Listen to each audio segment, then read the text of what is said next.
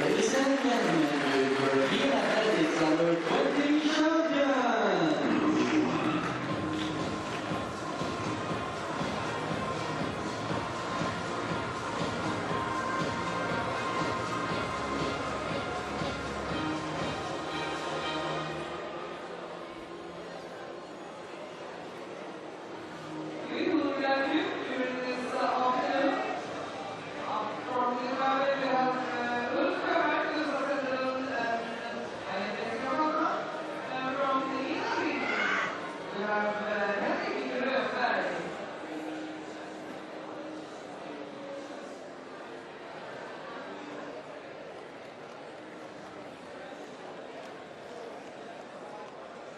Då så.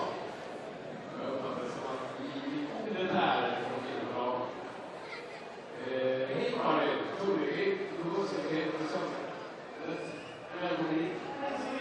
Hur är du här? Jätteroligt. Vad är dina intryck? Ja, det är roligt att se dig och att det här är verkligen ett försök av alla.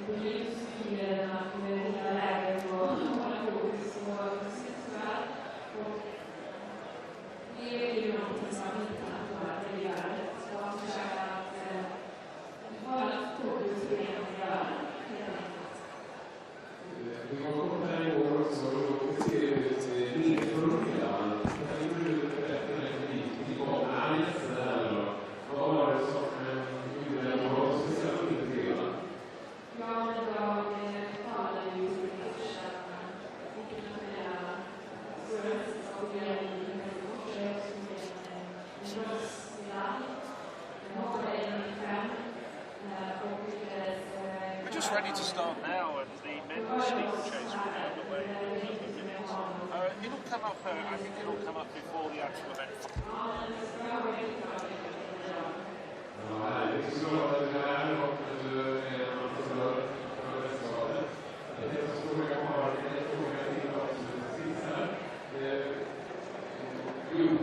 Det är helt förändrat så här, vi tittar på PS och så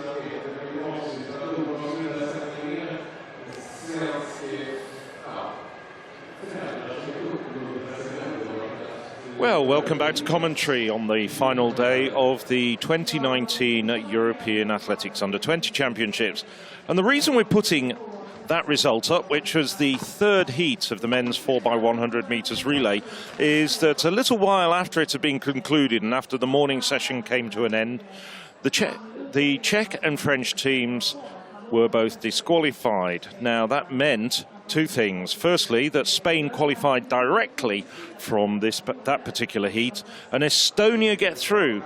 They were in the first heat as a non-automatic qualifier. So there are the 8 teams that are going to be contesting the 4x100 metres final later on this evening. One of the last events to actually be concluded on this track at these championships here at the Ria Valens Stadium.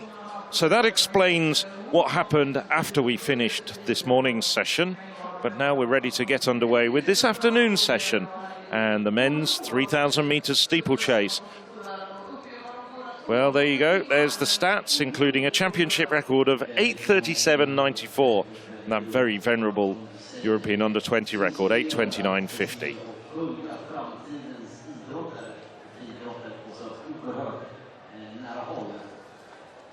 So we're looking now at the 15 men in this final. Perhaps the one man to point out above all else, and we'll give everybody an introduction once they get underway, is Tim van der Velde, the Belgian.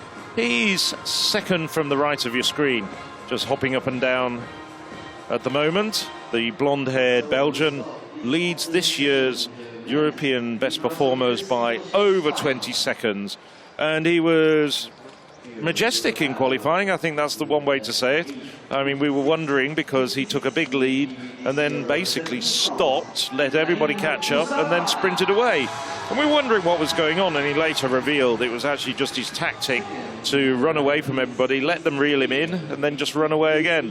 More of a mind game, you might say. As we look at everybody else, here's Murray Yassinkaya.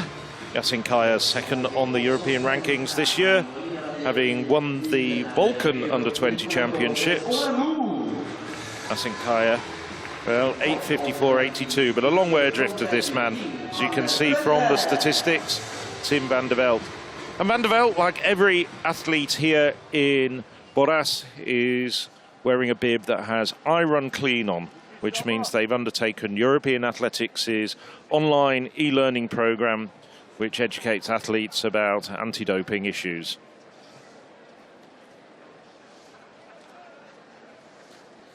On your marks.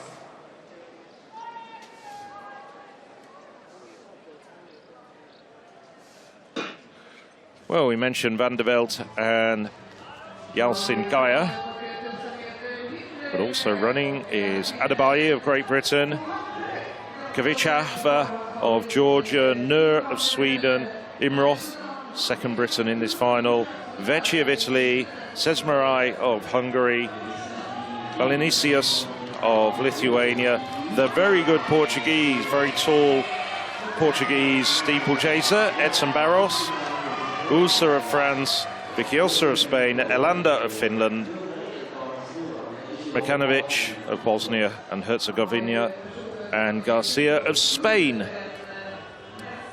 We're looking now at well, they just went over the first barrier. Van der Velde at the back as they started, and now just starting to move around, keeping well out of trouble. Fairly slow pace, I think we can see that with the naked eye at this stage.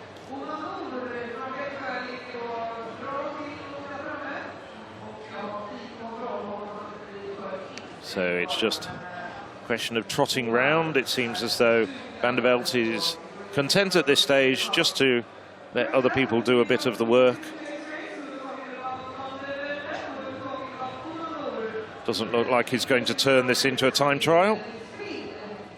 So the women's pole vault's getting underway this evening. You can see the championship record there, held by a Swede who set a new Swedish record this year, Angelica Bengtsson. Could be quite a close final indeed. Got the likes of Saga Andersson, Catalina, the neutral athlete. 4:55 PB in Kazan last year.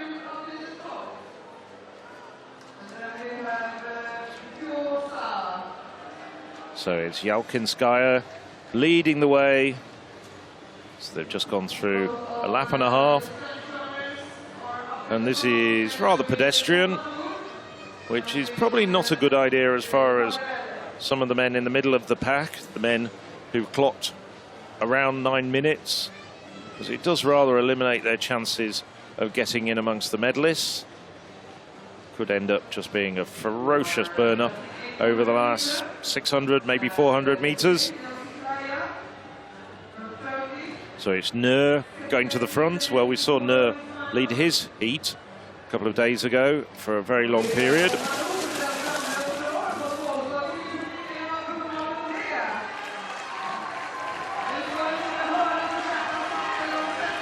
Spaniard Garcia has got up there, and also Viciosa. Viciosa, the son of Isaac Viciosa, who was a European indoor medalist back in the 1990s. So 3:05.60, well, quite gentle pace. Nobody's working too hard at the moment. Everybody operating, well, around 10 seconds slower than their personal best, so this isn't going to be a problem for anyone at this stage. And indeed, nobody seems to have been in trouble.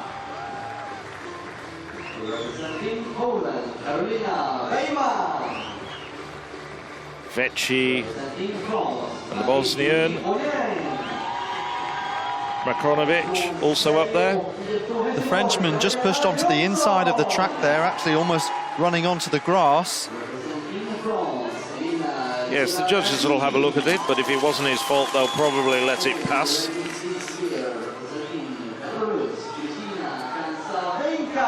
So Nur. Yes. But it's so bunched, I don't think he had any way to go. Yes.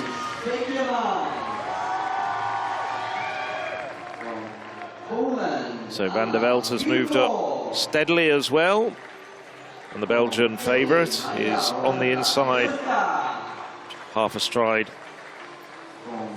back. Nur, much more diminutive figure of Sweden, on his outside. Familiar yellow vest of Sweden.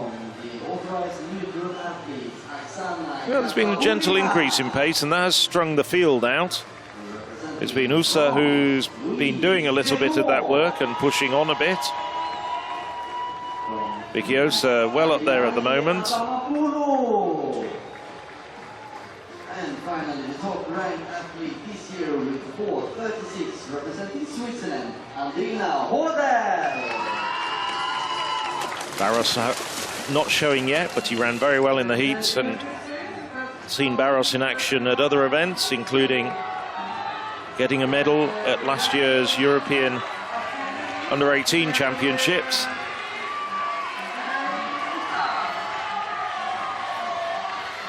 So Nur, I think he was putting his hand to his ears there, saying, "I can't hear you." Oh, that's cheeky. Well done. Omar Nur of Sweden, invoking the applause of the crowd. I haven't seen that before, I must confess. Or at least not in the middle of a race. Well, we thought they were getting a bit more strung out. At a moment there, they were bunched back together again. Quite true. The field is concertinaing back together again as Omanir continues to pull everybody along. 6:10.05 at 2,000 meters. So still not really very much in it. They're only very fractionally faster on this second kilometre.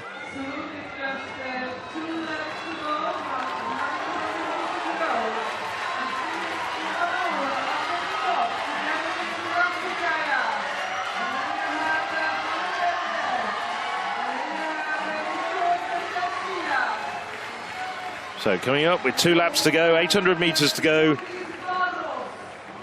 It's the local hope, Oman Nur. Izet Viciosa in third. Second being held at the moment by the Turk, Yalcinskaya. Oh, there's a folder there. That was Viciosa going down. No, it was the other Spaniard, Garcia, who took a tumble. Zeremai, well, Nur was well clear of that. Now Boras loping around. Still, Tim van der Velde hasn't shown. Nur running extremely well at this moment. About a 15-metre gap back to Boras, who's run a very tactically astute race and just moved up gradually.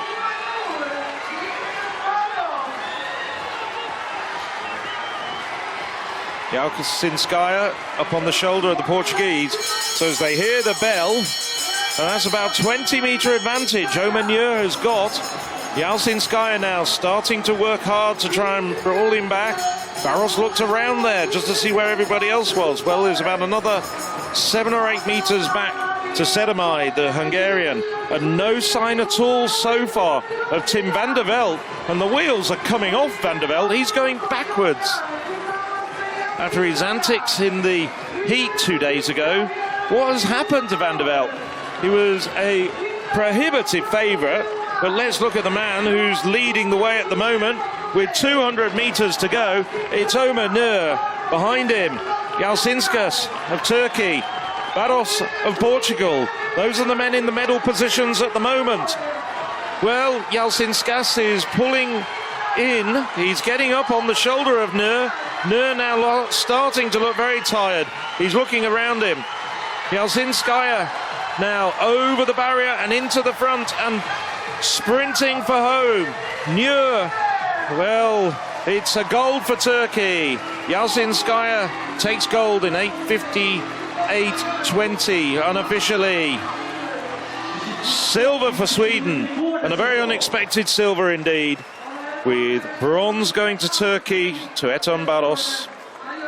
A personal best for Omar Nur, first time inside 9 minutes. Yalcinskaya, well, tactically spot on. The threat from Tim van der Velde never ever materialised. The Belgian absolutely distraught. There was nothing left in the tank. He's sobbing his heart out. But there's also tears for Murat Yalcinskaya. Turkey take gold. Well, he's a very good athlete indeed. Yalcinskaya was 5th at the World Under-18s 2 years ago, over the 2,000 metres barriers. Made the final last year of the World Under-20s. Moved up. Ran very well this year. Won the Balkan Under-20 title. And now he's the European champion at the 3,000 metre steeplechase. And Omar Nur, well, frustration having given away the gold medal in the last 40 metres. But to be honest, there's no reason for Nur to be disappointed. He ran absolutely magnificently, took the race by the scruff of the neck, and fully deserved his silver medal, which was very, very unexpected. And still coming round, I think Garcia just trying to finish and get a time. Perhaps a bit battered and bruised. He's just completing the course. That's the incident. 2 Spaniards involved, is it? Yes. Well, it was Garcia who went down, and he didn't quite bring down Viciosa, but certainly Viciosa trod all over him. There'll be puncture marks from those spikes, without a doubt. And Garcia wending his weary way around this Leobarlen track to come home. Well, it's going to be just inside 12 minutes, but he's applauded by the rest of the competitors as well for not tossing in the towel. He gets a time, he gets a place, no DNF behind the name of Pedro Garcia. But there's a number 1 beside the name of Murat Yalcinskaya.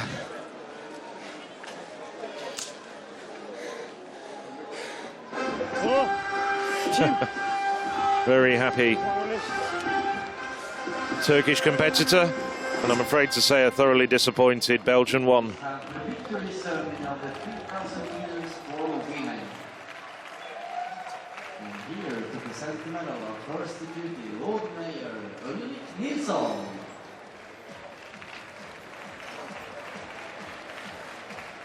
Well, Ulrik Nilsson, the first Deputy Lord Mayor of Boras. The medal presentation for the women's 3,000 metres. This is Eloise Dukali.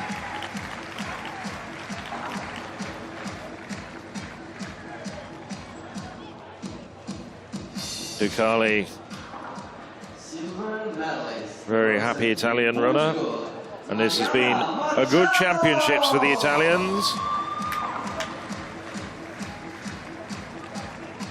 Well, she started as the favourite, but then fell in the middle of the race and did marvellously well to get back into contention. Mariana Machado takes the silver. But perhaps one of the biggest upsets of these championships came at the hands and feet of this woman, the gold medalist from Poland, Sofia Dudek. Dudek, marvellous sprint finish to clinch the gold medal.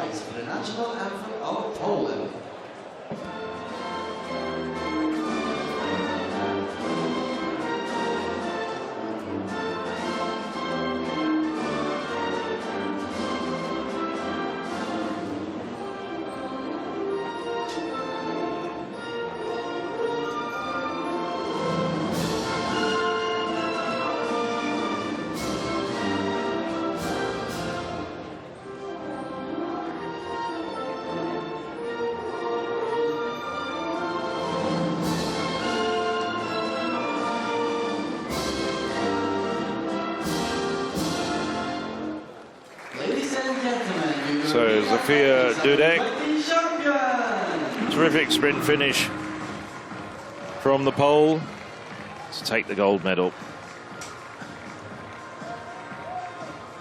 That time of 9:30.06, just a few tenths outside her personal best. So a magnificent performance in a championship race.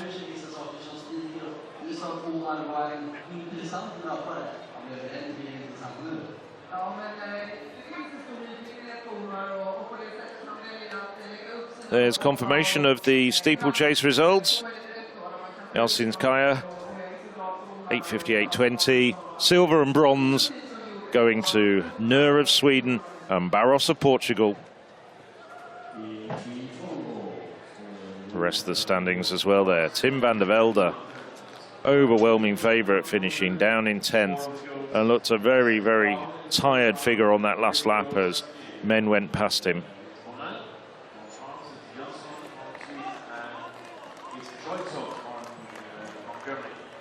Just about to get underway as well. The men's high jump championship record set 2 years ago in what was a magnificent competition. It was a privilege to witness that, won by Maxim Nedesekov. Nedesekov going on to win the under-23 gold last week in Yevla. Well, one Belgian favourite has fallen by the wayside. There's another Belgian favourite in this event, Thomas Carmoy. Not quite as prohibitive a favourite as Van der Velde, but nevertheless he tops the European standings with a leap of 2:24 recently. Wait and see whether he can fulfil his potential and fulfil his role as favourites. So the mass ranks of athletes, fans, officials from the length and breadth of Europe. So early on in the women's pole vault final, the bar at 3 meters and 91, I believe. Indeed, so just a few athletes choosing to enter at this height. Gurka of Italy, 4 meters 17 at best. The top 10 European under-20 women in Europe this year are all competing in this final. Gurkha, the 9th of those, by virtue of that new 4:17 PB.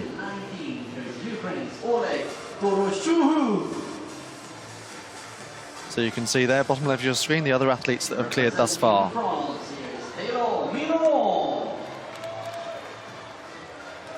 And representing Boras individual athletes is Gabriella Jonsson, the Swede. Already seen Tilde Johansson win a medal in the long jump. Carl Bengstrom take the 400 hurdles title.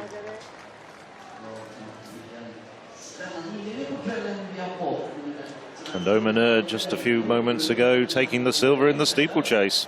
Of course. No, I like to keep you up to speed.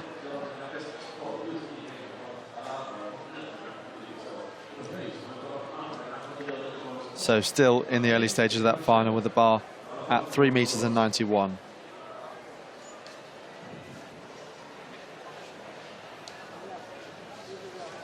Also in this final, Saga Andersson of Finland, 4:42 at best, but ranked number 1 overall. Gato-Lena, the neutral athlete, 4:55. European under-18 champion, Wildgruber of Germany. And Kancevenka, Belarus, European under-18 bronze medalist. Choretsov of Germany, another fine clearance.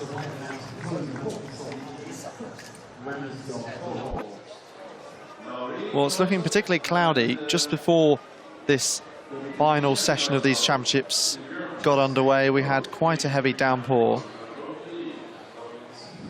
But then as we've become used to seeing the sun coming back out and drying the track, so conditions very changeable. Wait and see how things pan out across the next couple of hours. From time to time, we've had spots of rain even on the camera. Once again, you can feel that a shower is coming down in the Rajavallen Stadium. The mural in the background, 950 square meters, commissioned for these championships, painted by the artist Shai Dahan. And the officials were prepared for this rain. Got their ponchos on. Athletes have some shelter, but out here, ready to vault, Adamopoulou of Greece.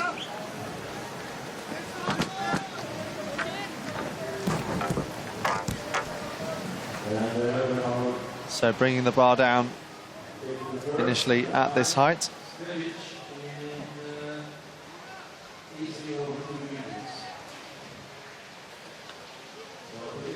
Too close to it on the way down. You can see how wet it is.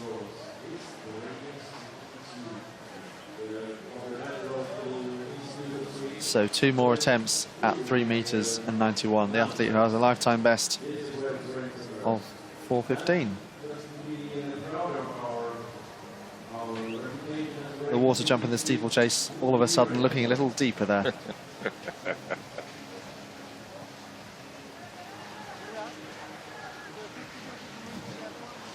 That's an excellent way of putting it. Yes. And the high jump bed looking a little bit damper, as well as the pole vault facilities as well. A couple of other pole vaulters I've not yet mentioned. Yilmaz of Turkey, 4th at the World Under-18 Championships 2 years ago. Beckmans, the Belgian, national junior record holder for them, 4:25. It's also a national under-23 record as well.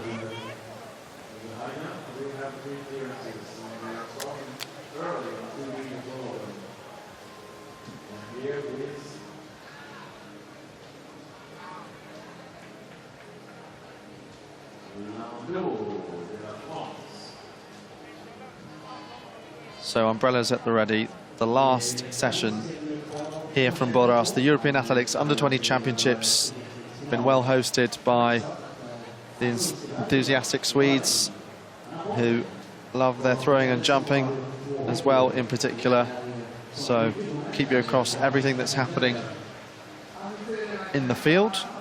Hopefully not all of it will be as wet as this. You can just see from that shot in particular how much rain is dripping off the umbrella and how the athletes just trying to keep dry in the early stages of the pole vault final. The high jumper just getting underway.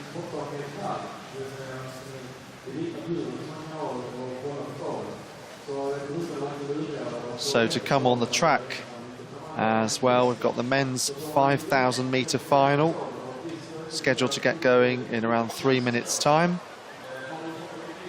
and then the 4x100 metre relays. Well, it's the men's high jump and Pampaka of Cyprus. Very challenging conditions this, as Pampaka brings the bar down at 2 meters. 6'6" 3/4 if you're watching and listening to myself, Phil Minchell, and Alex Seftil, bringing you the European Athletics live stream. In the United States, I know there's a lot of listeners and viewers in the US, in many cases watching colleagues at US universities. So Fadiev, first attempt at 2 meters for the Russian, competing as an authorized neutral athlete. And he brings the bar down as well. Well, Fadiev was non-qualifier at last year's World Under-20 Championships, but has improved this year to, well, jumped 2:15 back in 2017, but he's been a bit stuck. He's at 2:12 now. So this is the men's 5,000 metres. That's right, so 21 athletes here lining up, as the graphic bottom left of your screen shows. On the far side by that mural. Some of the athletes to look out for, well, Darren McElhenney, the Irishman, 13:54 this year.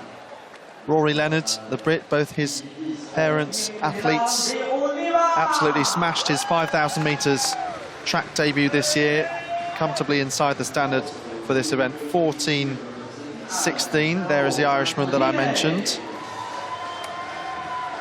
You can see he's got the blue bib, signifying that he's the European under-20 leader.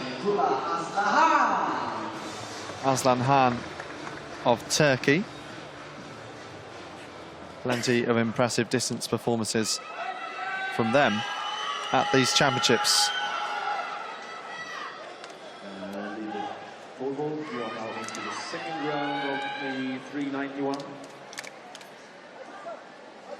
That championship record has stood since 1979, one of the older ones at this competition.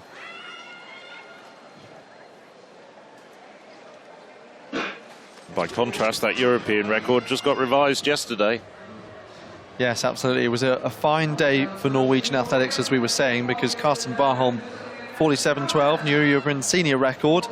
They also won medals here through Lillefoss, gold in the pole vault, and Roth came through for bronze in the decathlon.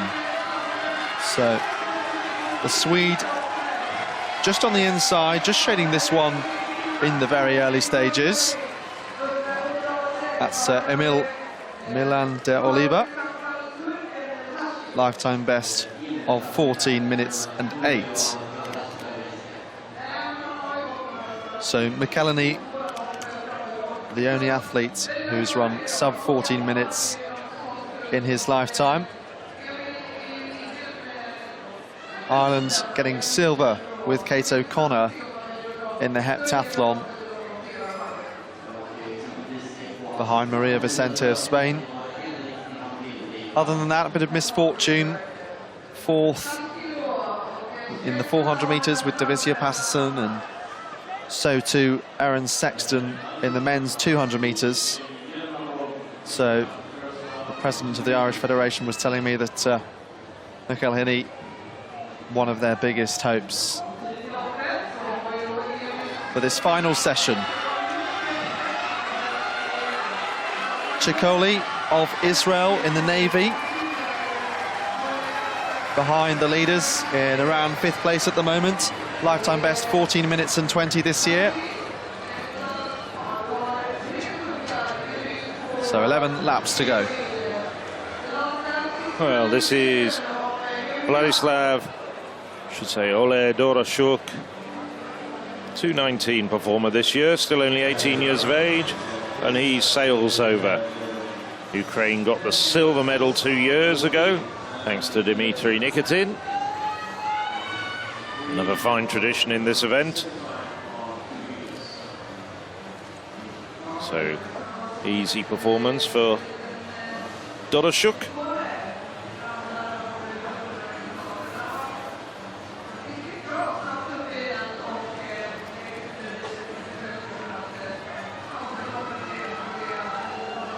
So similar to how Nur did in the steeplechase, Milan Della Oliva, the Swede, looking full of confidence out front. Chikola of Israel coming through then.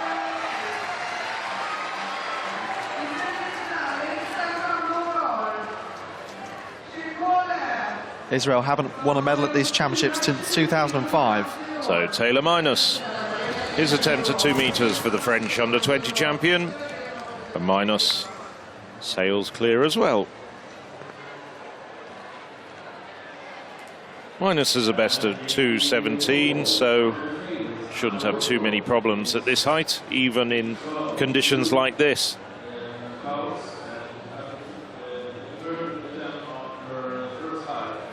So as I was saying, the Israeli Chikola saw his teammate Sheriff get their first ever top 8 on the track at these championships. Let's have a look. What are we looking out for here? So another time, another faller in a final here this evening, but getting up straight away, a half slip perhaps, another Frenchman right on the inside the track, but again, perhaps not much he could do about it. Della Oliva, 9 laps to go now, 68 seconds that time around. A couple of the Turks at the sharp end of this race. Omer Amaktan, the European under-18 bronze medalist, over 3,000 metres last year in Hungary. The field now more and more spread out.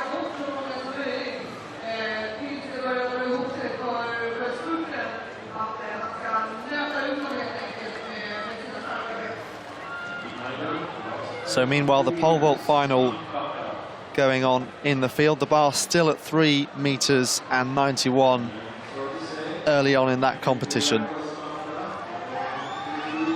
Della Oliva leading out this 5,000 meter final. About to come through with 8 laps to go. Here's Wekemans. Surprisingly, 1 failure at 391. Clearly over at the second attempt. Best this year of 4 meters 25. The Belgian national under-23 record holder.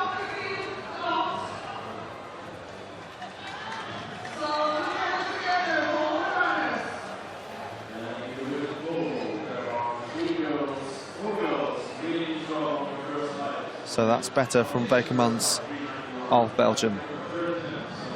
So onto the back straight, looking more and more in single file fashion. Della Oliva, the Swede. Amaktan, the first of the Turkish athletes, the European under-18 bronze medalist, as I mentioned. Well, it's pretty decent pace at this stage. We're looking at 5:42.97, and it has picked up. So that second kilometre, 2:41. So this is a decent pace. It's not going to be on course to break Steve Binns' ancient championship record from 40 years ago. Nevertheless, a very promising performance. So Sweden from Turkey, from Israel. Everyone just about responding to this pace. Tashi, the second of the 2 Turks, lifetime best of 14:28.32 this year. Leonard of Great Britain up there, Elias Schremmel of Germany also. Perhaps a bit of a breakaway between the Irishman and the Norwegian Stabæk. slight gap of a few meters at this stage.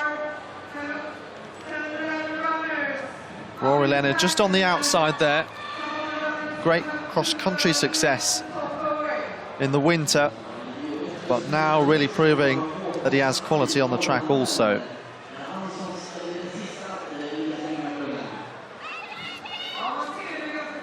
Well, at the under-23s in Yevla, a lot of patience through the early stages. It was Jimmy Gressier who took the gold as part of a French 1-2. He just bided and bided his time, particularly in the 10,000 metres. But once he started to kick, everyone responded. And not surprisingly, not everyone could live with the Frenchman's pace. Della Oliva, 14 minutes 8.76, his fastest ever time.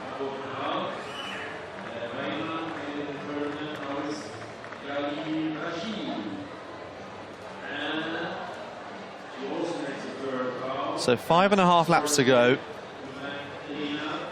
A leading group of 7 with a slight gap. Back to Schremmel, who now just tries to manage it and close it. So Starvik now trying to respond, and suddenly it's one big leading group again. A lot of patience required. Just what is going to be the story of the second half of this race? Well, I'm wondering whether the story could be Elias Schremmel, because remembering that he won the 3,000 metres with that phenomenal burst at the end of the race, that sprint finish, I'm just wondering whether he's got enough left in his legs. Well, that was barely 24 hours ago. Schremmel's starting to look a bit tired, though. He's starting to just get detached from that leading group. To the pole vault, Lyko of Poland, 4:26 PB, but this is her last attempt, and she does make it over. So not the easiest conditions, as the track a little damp.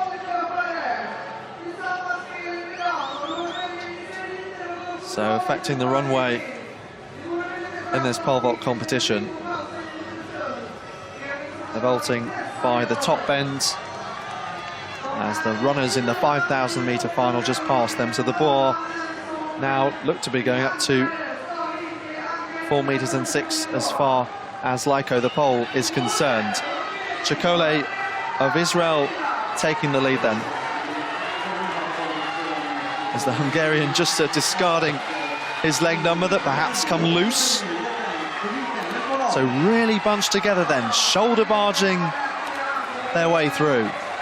Chikole, the Israeli, now shoulder to shoulder with Rory Leonard of Great Britain.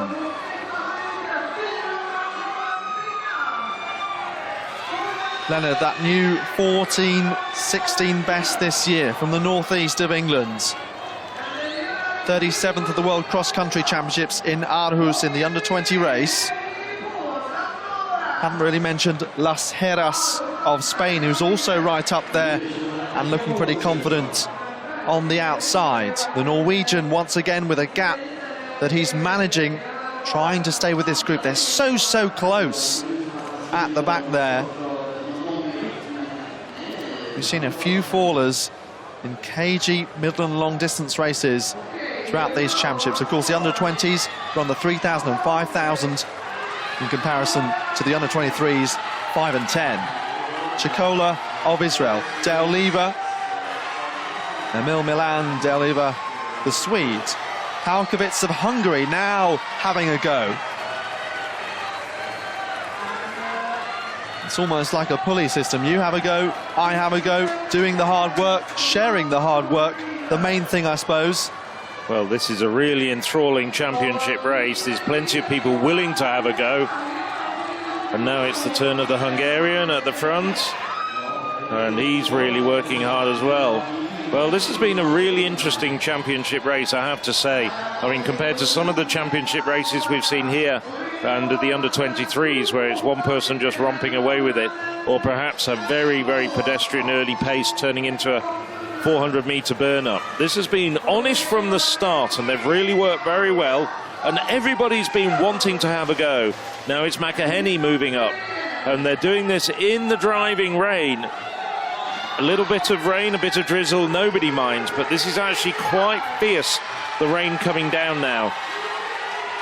So McElhinney, the European under-20 leader, the only man who's run sub 14 minutes. As you say, the driving rain, another kilometre around 250 though, 11:25.87 they came through. 800 metres to go now. And Rory Leonard dropped off the back of this patch, so too Stavik of Norway. Palkovits also, he was at the front not so long ago and can't respond to this pace. It's McElhinney of Ireland at the front. And Amaktan still in there, still working really hard.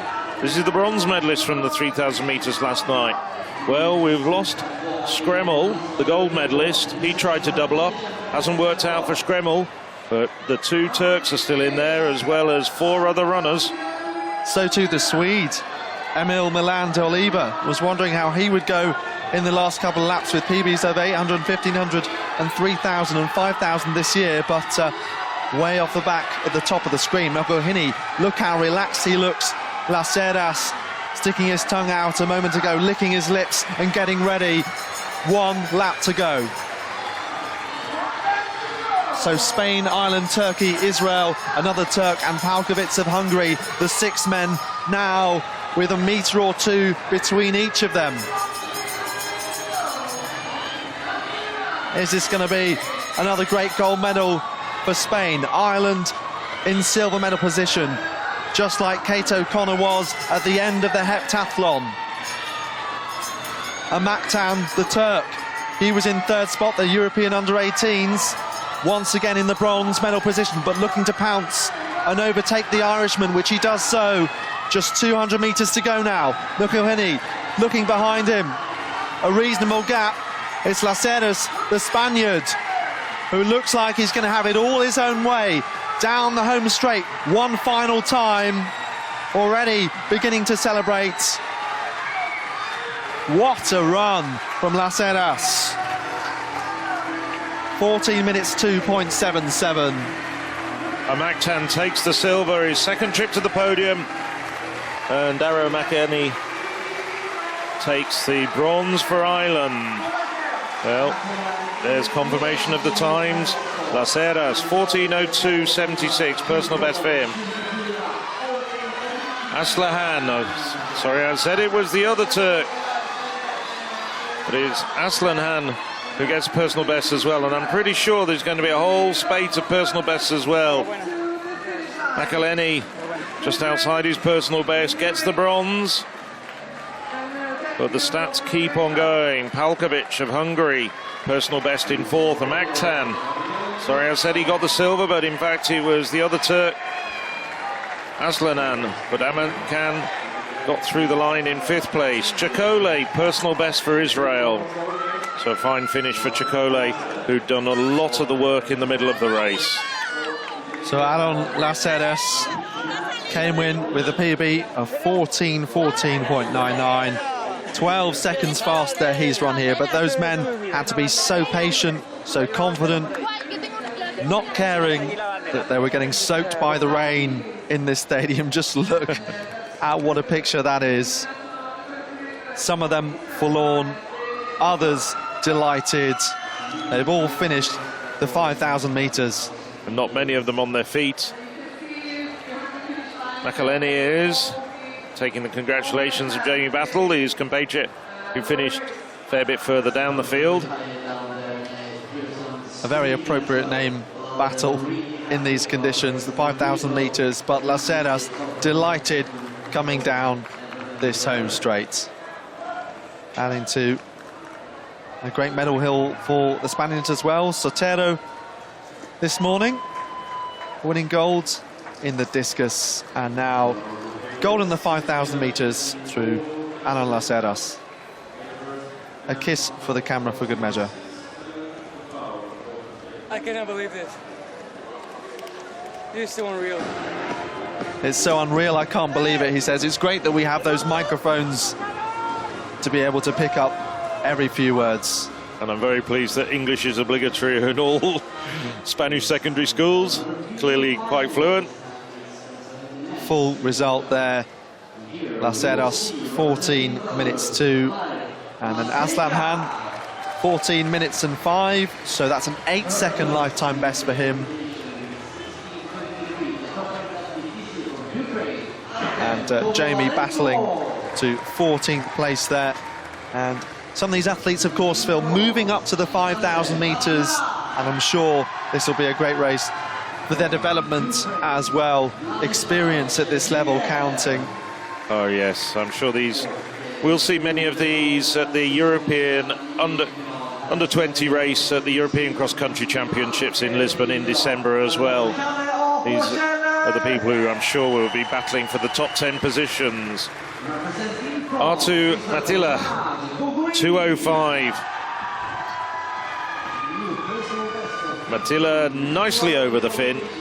Well, plenty more to come from the Finn, I think. Difficult conditions for high jumping. It's very difficult to get purchase on the high jump fan. Matila was best of 2:14, so more to come from him. Now this is Manuel Lando. 2:05.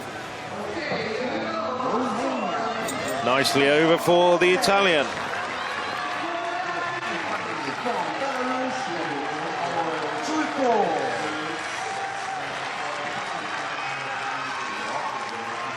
So Lando goes over 2:05.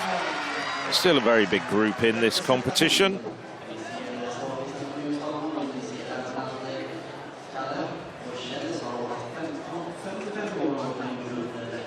So, the European leader, Thomas Carmoy, nicely over for the Belgian.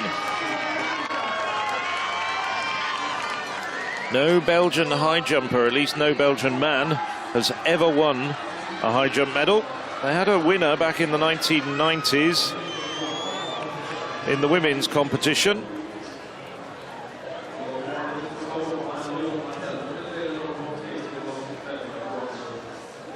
No, it's Ole Doroshuk. 2:05 for the very tall Ukrainian athlete. And he's over. So, quite a large group of men over 2:05. They make it 5 at their first attempt. Already seen men's and women's hammer goal for Ukraine through Kokan and Ivanenko. What about in the high jump? Mahuchik, already the women's winner. Yes, I mean, a whole slew of very good Ukraine high jumpers, and a certain Bogdan Bondarenko in the senior ranks. Taylor Minos of France. Well, clips it with his heels, but gets over. Taylor Minos recently jumped 2:17 at the Stade de France. Local competition in France.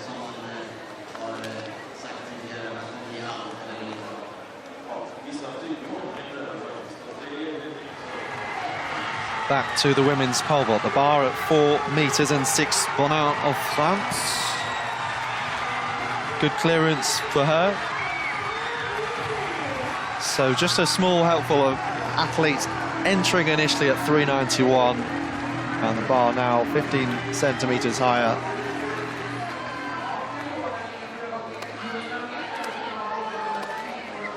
With a few still yet to join the competition.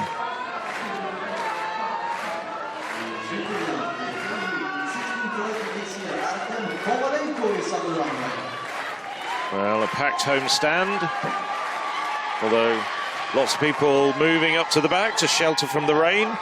So this is Slavko Stevic. Had a first attempt failure at 2:05. Second attempt and he's over. So the Serbian adds his name to the list of men over at 2:05.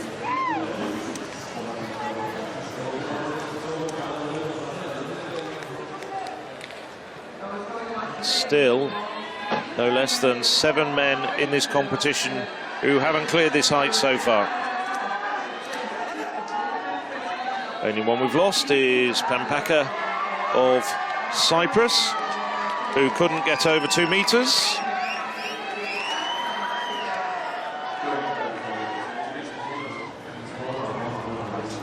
Liko, the Polish athlete, 8th at the World Under-18 Championships in 2017. Oh, she just slipped there. Said a couple of times how tricky it is. Damp conditions. Yeah, just hand slipped down the pole.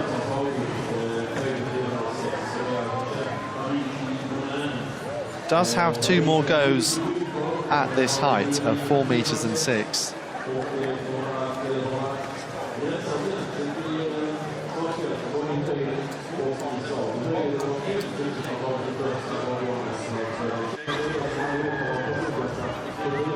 But clearly not the easiest time out there. Obviously, I'd be hard-pressed to swap my commentary mic for a go in the pole vault. That makes 2 of us. And the high jump as well. Big difference is you cut back on the speed of your approach, which obviously means that you don't have as much impetus going forward to convert into height. Another difference is I'm told you were a good high jumper back in your day. I think back in my day is the appropriate phrase, not necessarily being a good high jumper. And not under 20 either. Too badly. Anyway, that's another story for another time. Yes, men's triple jump lineup, more importantly. Konovalenko of Ukraine featuring today 16:30 at best, 7th at the World Under-18 Championships in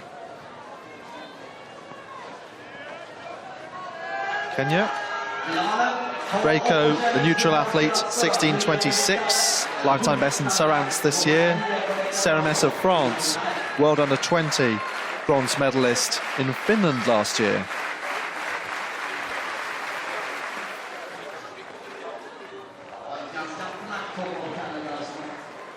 In fact, a number of strong Frenchmen.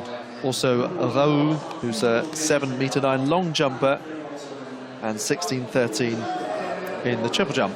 This is Masheka of Belarus.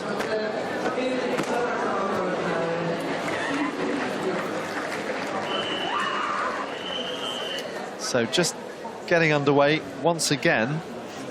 Tricky on the runway, just like it was at the start of the long jump, but the sun quickly came out and dried that runway. The wind appears to be in the athlete's favour just for the time being, though. Here is Konovalenko, 16:30 at best.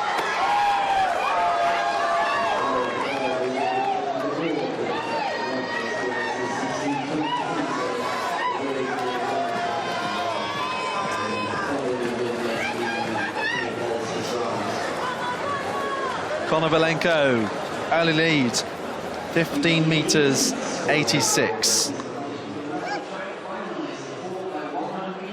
For women. And here, starting on outside lane. So the women's 4x100 relay final. Women's 4x100 meters. Leading off for the Italians, Eleonora Ricci. For Germany. Germany, a very good quartet with Kathleen Reinhardt starting with the baton in her hand. The Spanish, who impressed in their heats. Elena Daniel leads off for the Spanish. A very good Dutch quartet with Minka Bishops.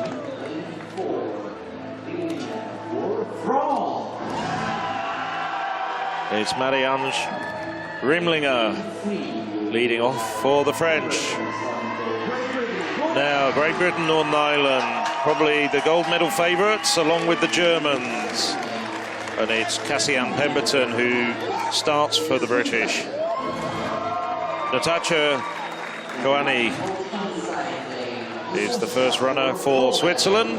And on the inside, Paulina Goszowska.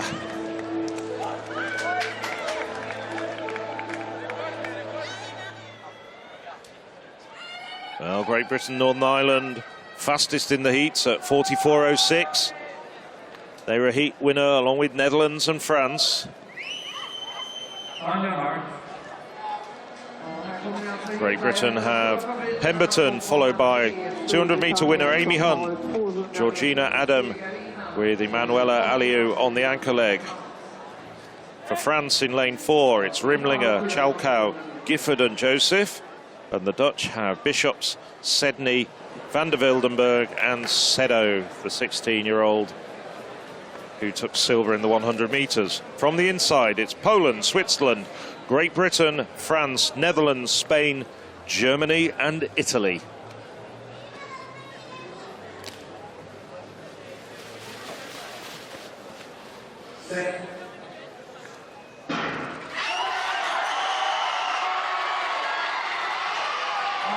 So it's a good start by Pemberton for the British. Also running well, Bishops of the Netherlands. Good changeovers. Amy Hunt streaking down the back straight. Hunt hands over to Georgina Adam. On the outside, the Italians were going well, but had a poor changeover. And the Spanish look as though they're out of this. They've dropped the baton. Oh, dreadful changeover by the Dutch. But it's Emanuela Aliou now. Slight lead over the Germans. Crepins. Aliou, can she hang on? Sedu close her down. But it was Great Britain, Northern Ireland that takes the gold. Emanuela Aliou bringing Britain home. And Ketia Sedu ran a blistering final leg, but had too much ground to make up. And Germany get the bronze. So 44.11, not quite as fast as their heat, but nevertheless, I don't think they care. It's a gold medal to Great Britain and Northern Ireland, with the Dutch taking the silver and Germany the bronze. Italy, despite that very poor second changeover, come home in 4th place in a national under-20 record. Well, from Emanuela Aliou's perspective, just missing out on a medal, coming 4th, 100th of a second off that 3rd place, makes up for that, certainly with a great angle leg. You have a feeling, though, that the 16-year-old Sedo could have closed her down with a better changeover by the Dutch. That might have made a bit of difference. Yes, I mean, that was a awful changeover by the Dutch. I think we might well see a replay very shortly. But nevertheless, let's not take any of the lustre and the shine off those medals, the gold medals for Great Britain. And a very, very good second leg by Amy Hunt. So this is the first handover from Pemberton to Hunt. And Hunt is down the back straight like a rocket. Yeah, as expected. When you've got someone who's run 11.3 for 100 metres, 22.4 for 200 metres, that's Maria Vicente of Spain, unfortunately, the gold medalist in the heptathlon. Oh, Sedo stuttering away, loses so much ground on the Briton, has so much to make up, but Emanuela Aliou just holds her nerve and takes the gold medal.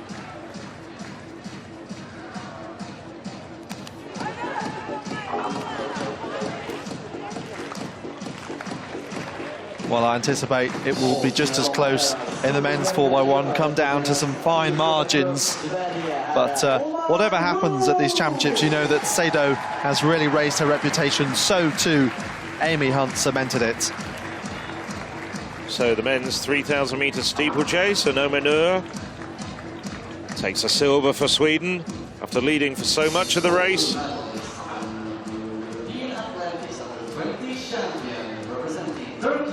The under-20 champion here in Boras is this man, Midot Yalcinskaya.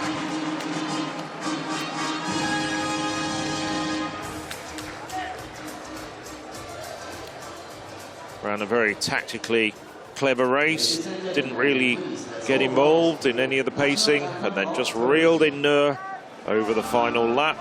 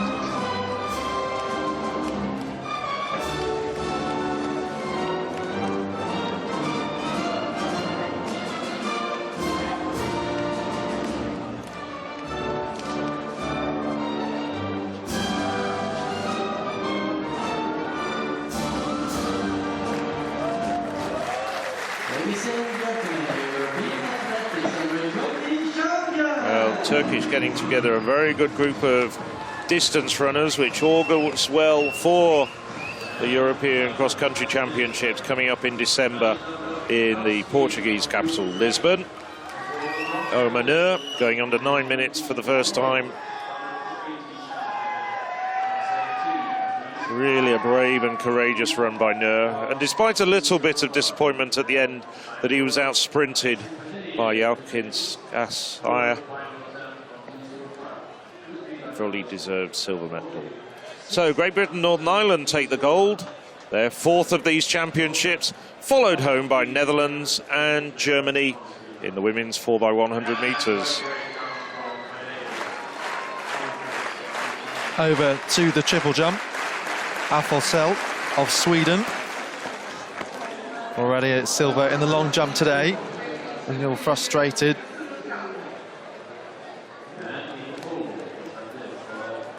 There's the Swede. 15:27. Still the wind looking to be in the athlete's favour, even if the runway is a little damp. Pantatsis of Greece. Greek junior record for the women. Karidi taking the gold. His compatriots. So that's much closer to 16 metres. We have a new leader, Pantatsis, 15 metres 93.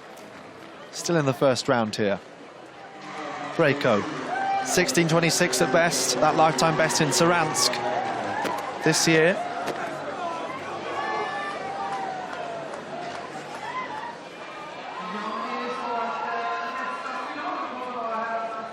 Looked fairly good on the board from that angle.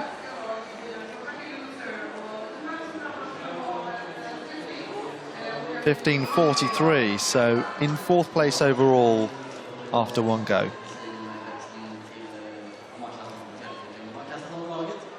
So the finals coming thick and fast from here on in, as we keep you up to date with what's happening in the triple jump, high jump and pole vault as well. Well, this is Vladislav Lavsky, 2:17 performer at best, and he's in trouble here. 3rd attempt at 2:05. Huge height, but just leaves his legs trailing, and he's out of the competition. So there's one of the favourites crashing out at this height.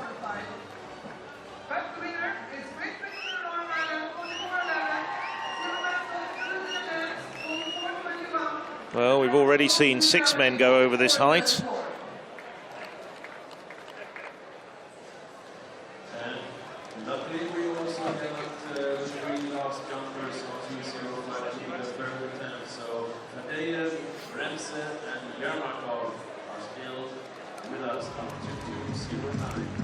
Over to the pole vault. This is Kristina Kantsevenka, the Belarusian. 2nd in the European Under-20 rankings. European Under-18 bronze medalist last year in Hungary. So fingers crossed, things will be starting to dry out now. A few spots of rain on the camera though, but generally not really raining. She's clear at 4 metres and 6 at the 2nd time of asking. This be the first height that she's vaulted at. I think that camera is high up on the gantry behind us, and it would require one of the technicians to climb up and clean the lens. I think we might just bear with the spots of rain on the lens. Adds a bit of atmosphere, let's say. Yeah, quite literally atmospheric. Another Belarusian, this is Shuiko. 15:96 at best.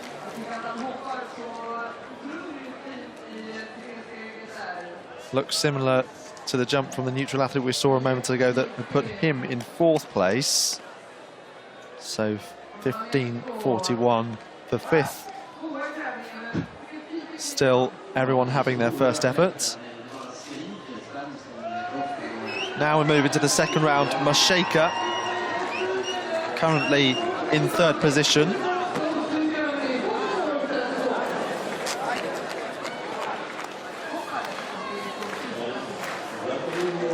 So does this one get the white flag? Once again, just a few centimetres in it. 15.66, a new lifetime best. He's jumped 16 centimetres further.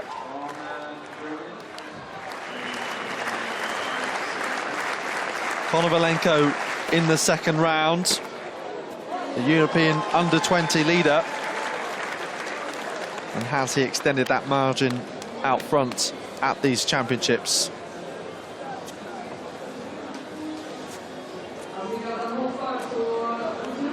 Konovalenko, 15.91, so Pantatsis 2 centimetres ahead of him now.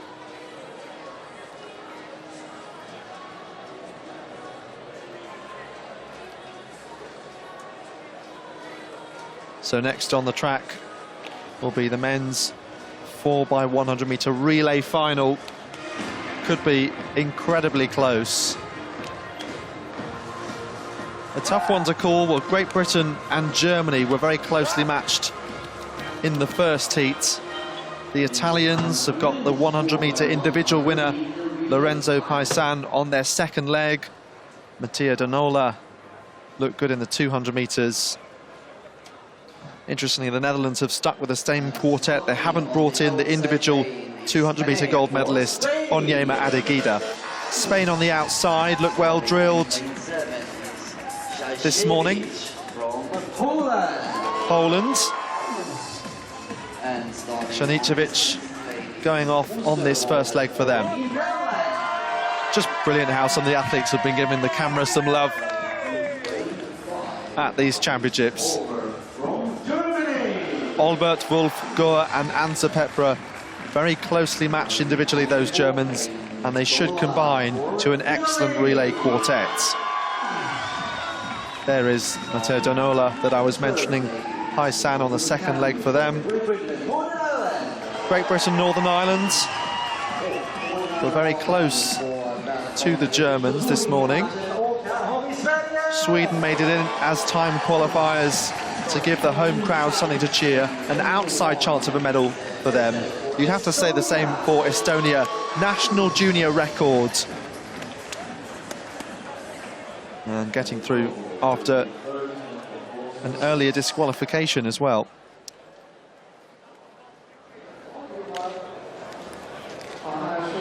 So from the inside, Estonia, Sweden, Great Britain and Northern Ireland, Italy, Germany, Netherlands, Poland, and finally Spain will go in lane 8.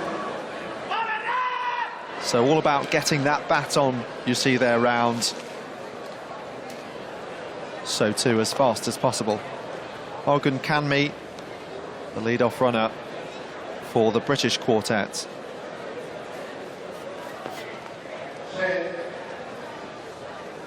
So the final of the men's 4x100 metre relay. Great start from Danola of Italy.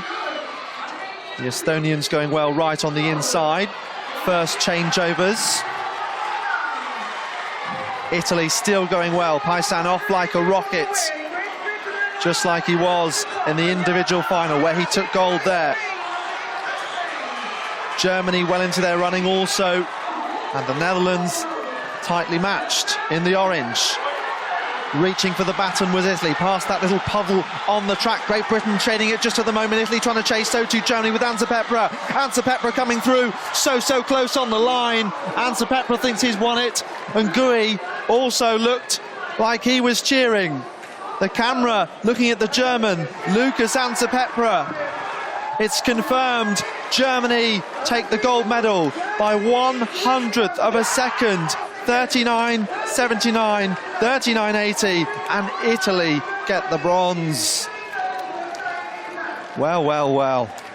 That was incredibly close, just as we thought it would be. And it was the two from the first heat this morning, even closer than they were earlier. Well, I have to say, I was watching the British rather than the Germans, and it was a terrific third leg around the second bend from Fraze Olatoke. He really brought the Britons back into it, because they were out of contention for a medal on that second changeover, but Ola Toke did a terrific job around the bend. But all credit to the Germans. Under pressure down the home straight from Ngui. As we look at the replay, well, fairly even start at this stage. Italy looking good as well. They were well drilled. Germans always very practiced with the baton. We don't really see much of it, and it wasn't the greatest of handovers, but nevertheless, Ola Toke had a blistering bend and put Britain back in contention. Couldn't quite run down the Germans. Anse Pepra, look at his focus on the left-hand side of your screen. We said how closely the Germans were matched coming into this competition. Anse Pepra, 10.42 sprinter. Simon Wolf, 10.45, the same PB as Fabian Albert. And Elias Gert, the German individual 200 finalist as well. Great bend from him. So that's how close it is in the end. And as always, though, with a 4x1 final, we do wait a moment to see whether anything comes up on the screen. Any DNFs, DQs. It looked pretty clean to me. I mean, we spotted why the French were disqualified this morning, even though they won that particular heat.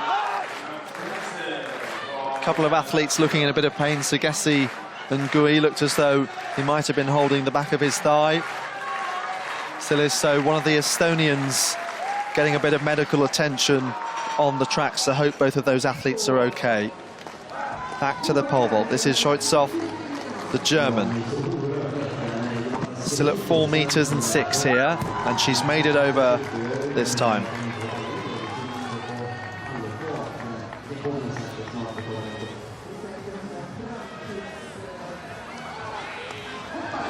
Slight sigh of relief as she clears 4 meters and 6 at the second time of asking. Ladies and gentlemen, we turn our attention to the victory ceremony of the men's 5,000 meters. So just about every team represented in the stand. 2:09 for Thomas Carmoy, the Belgian. Nicely over. Well, in addition to the men that you saw, we also had Latvia's Rihards Bremser get over 2:05 and Russia's Yevgeny Yermakov.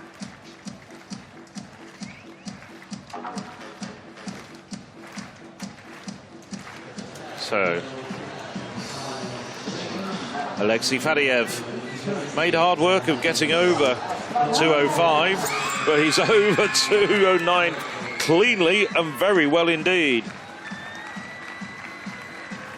Fadiev didn't get it through the qualifiers at last year's World Under-20, but going well in this competition. The medalists following that enthralling men's 5,000 meter final. Aaron Laceras awaiting his moment to come through and take gold for Spain. Silver for Turkey, bronze for Ireland. All right, the national anthem of Spain.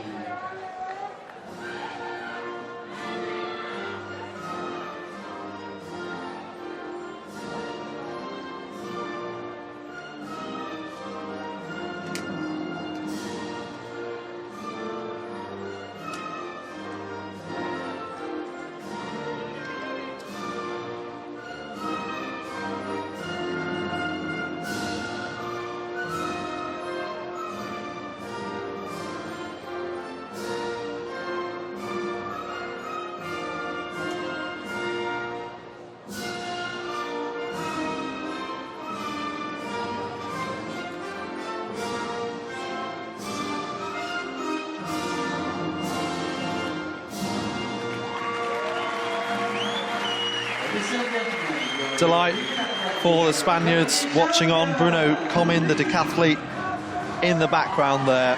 Laceras from Aslanhan, both PBs for them. And McElhinney of Ireland. Perhaps looking the more disappointed of the three, but he can be pleased with that bronze medal adding to their tally. Kate O'Connor with a silver in the heptathlon 2 days ago.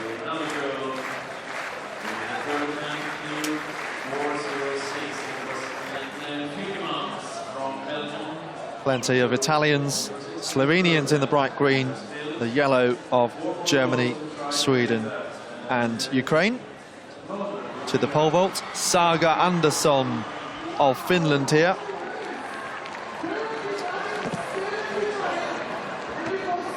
No, not able to execute, not the easiest conditions. Such a tough event to master. 7th at the World Under-20 Championships. Andersson at this height of 4 meters and 6, and she's out earlier than expected, you'd have to say. 4:42 at best. I'd go so far as to say it was a huge shock. Although it is difficult conditions, that goes without saying.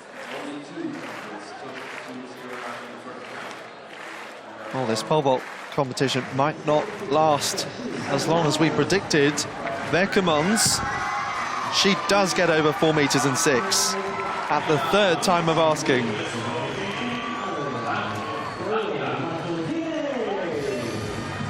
The Belgian national under-23 record holder, 4:25 her best over her second height.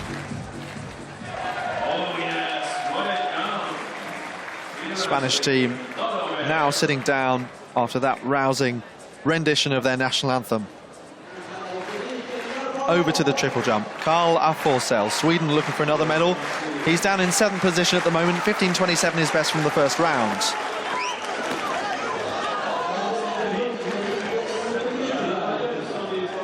Well, looks around the same.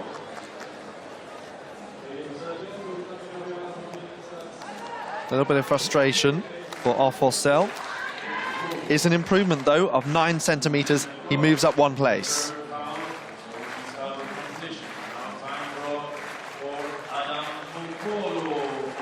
Edoardo Scotti in the front row, the Italian with his hood down. Won the 400 meters yesterday. So Mattila, second attempt at 2:09 for the Finn. We've seen 2 men go over already. Oh, big clearance there for the Finn. That was a great performance. Well, Mattila was the best of 2:14, but that was probably a better jump than that.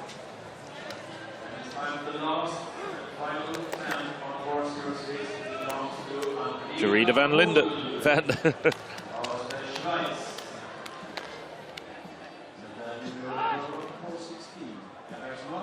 Yeah, you can spot a few Dutch medalists in there.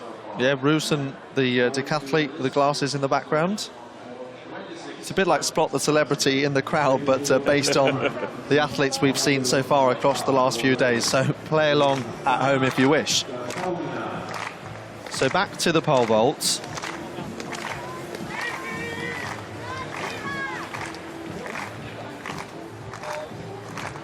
Hammer in the front row, the decathlon gold medalist. Andrina Hurdle, this is. 4:36 PB in Luzern 12 days ago. And she's looking pretty strong. No, she just comes under the bar, never gets quite into her vault. You can see there, just pulls out before even crossing it. It was a bit deceptive looking at it. Looked as though she might have even gone over it, but in fact she just came down in front of the bar. So another big shock, you'd have to say. Well, 4:36 this month. I was going to say, we're losing favoured vaulters left, right and centre. So we'll keep across that as we switch over to the triple jump, second round. Shuko of Belarus. Eyes down at the track. Speed on the runway. No, not able to execute. So is it the weather conditions playing a part? Well, we've seen lots of triple jumpers actually delivering very good 3 stages. No, I think that was just him. That wasn't the weather. Just never quite got it together coming out of the step. But it was measured 13:55 for Chiuiko.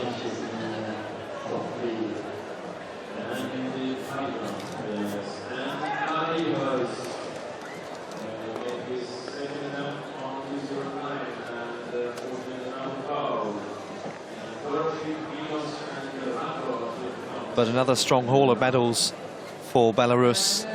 Won the men's 10,000 metre race walk earlier.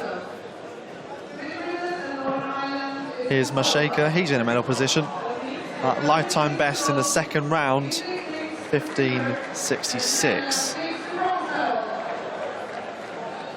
So they're adding here to what they did at the European Under-23s, where Elvira Herman, the European senior champion, won the sprint hurdles, and Nerasakov won the high jump, to name just a couple. Here's Masheka.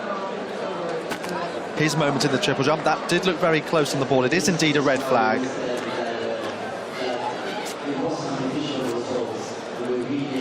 And looks like that plasticine has had its day.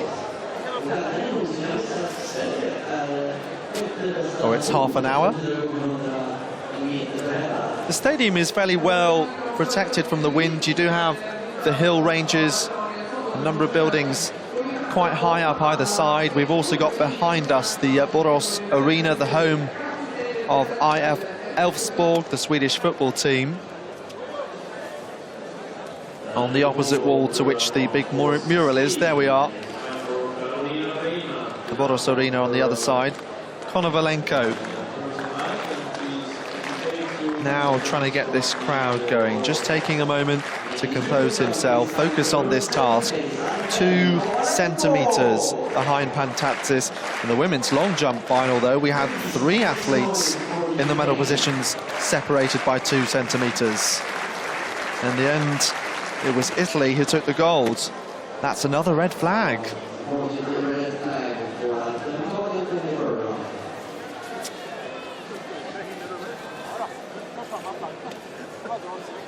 So Konovalenko now has to size up the task, capable of 16:30 at best, but Pantatsis of Greece leading the way at the moment.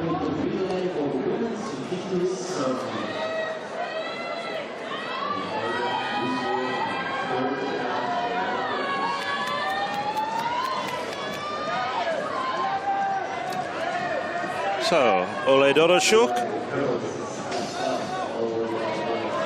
the very tall Ukraine jumper, sails over on his second attempt. Looks as though he's got more to spare. Doroshuk to the Ukraine indoor under-20 title. Only finished second recently at the outdoor championships. It was beaten by Lavsky, who we've seen crash out.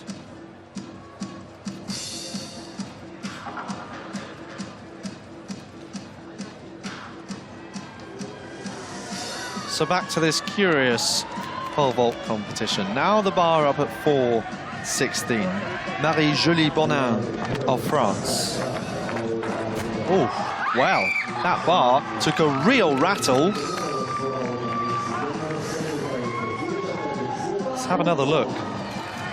Very tight execution. Ultimately showing great athleticism to make it over. Given the rate of attrition we've seen, that could be a key jump from the French woman.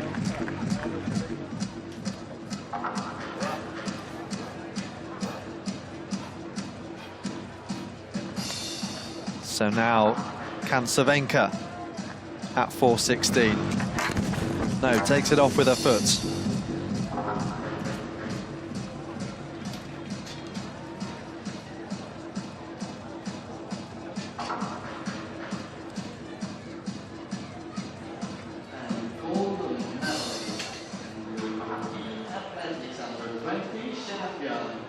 So Bonin clear at 4:16. So the 4x100 metres medal presentation. The girls from Great Britain, Northern Ireland, deserved winners. They were a class apart. They didn't need to run as fast as they had done this morning in the heat. It's just coming not long after the downpour. But the women put on a classy performance to hold off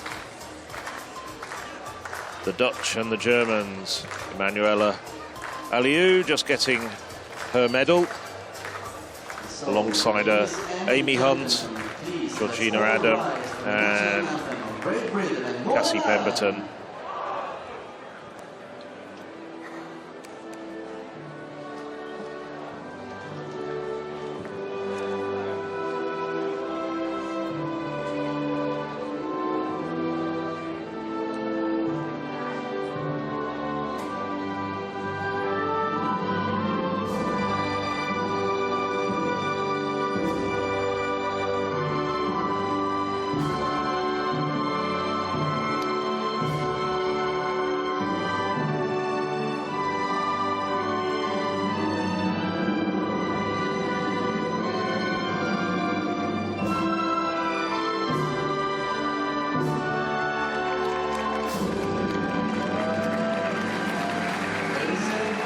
Well, the fourth gold medal for Great Britain, Northern Ireland.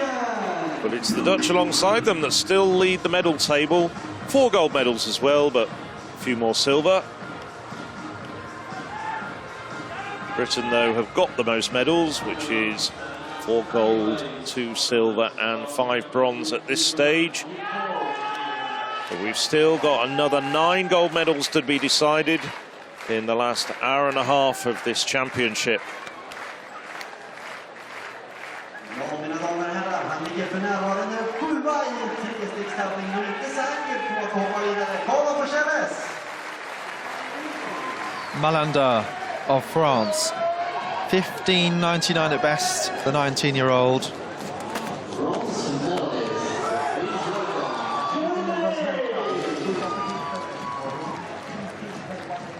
So this could move him up a couple of places in the standings. One of 3 good Frenchmen featuring in this final, along with Roux and Seremes. Up into 4th place, huge improvement. 15.54, more like it from Malanda. Sun just about coming out as we switch to the pole vault. So the bar at 4 meters and 16. Liko of Poland electing to pass at the previous height.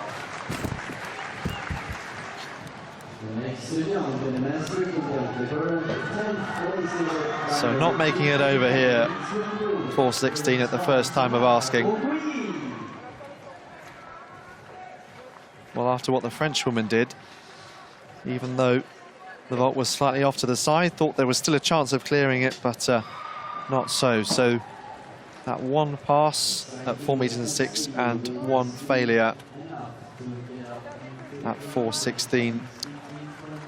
Not close in the end. No.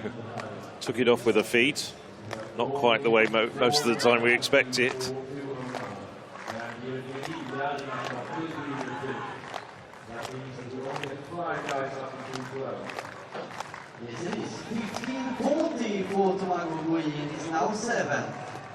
So Liko actually has 2 more attempts at this height.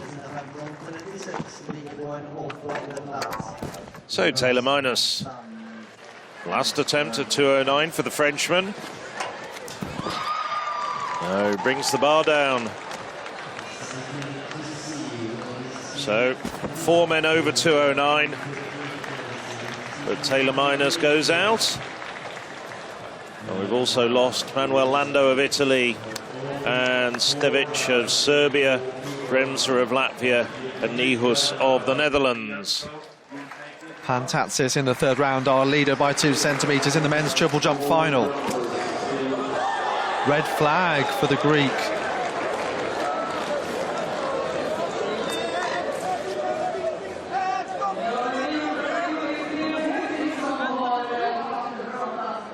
Not by much either.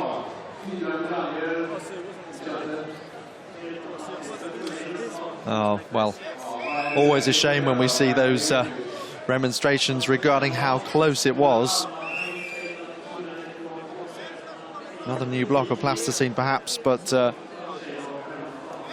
have been some that were even closer than that, I have to say, in the women's long jump earlier.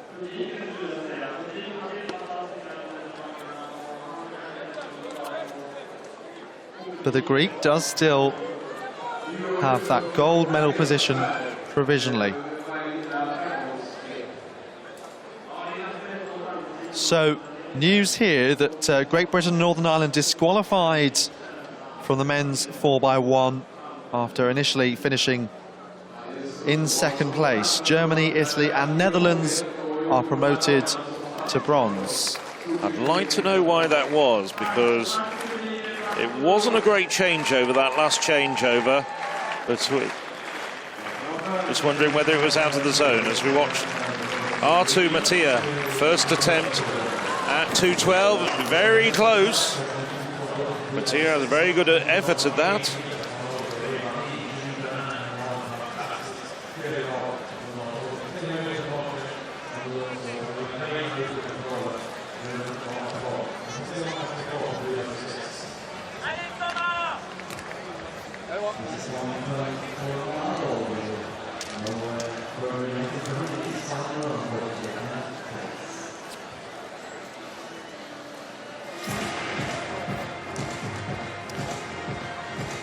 Well, we've seen the men's 5,000 metres, and now it's turn of the women. Straight final, big field, 16 women in this competition. 12.5 laps of the track.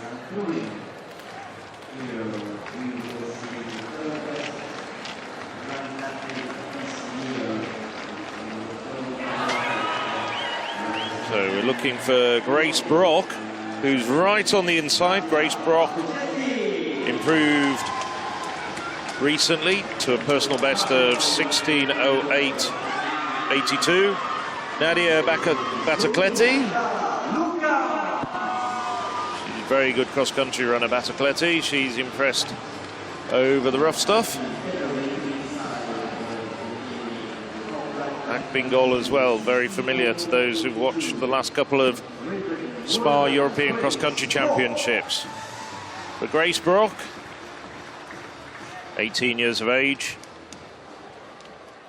comes into this competition with the fastest time.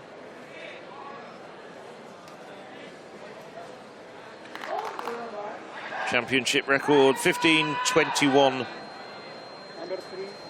by Elvin Eblegassi. Be a big surprise if that was to be challenged.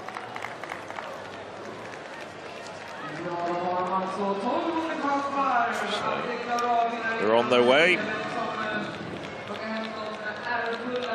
And it's the Slovenian, Klara Lukan, who goes straight into the lead.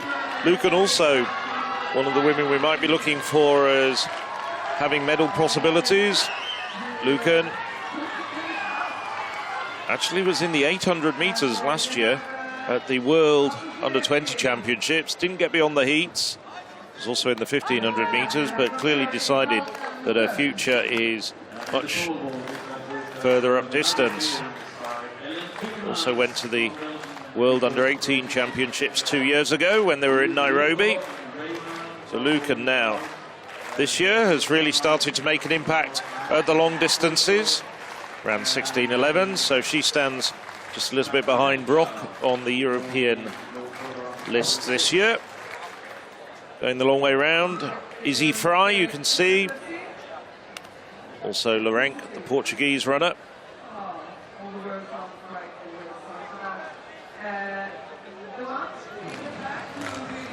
So Thomas Carmoy, clean record so far. His first attempt at 2:12. And he's over, really justifying his role as favourite. Just jumped 2:24.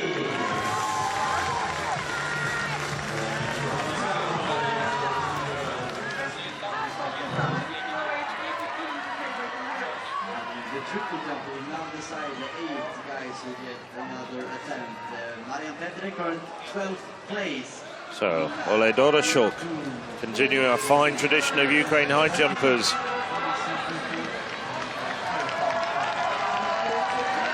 And Dorashuk tickles the bar, but he's over.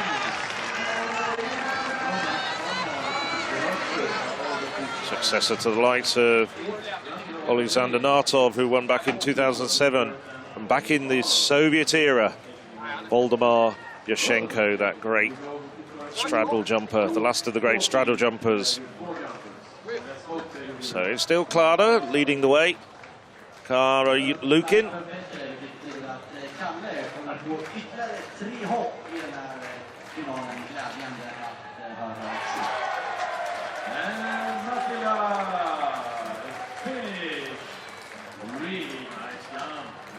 So Lukin making it a fairly honest pace without it being spectacular.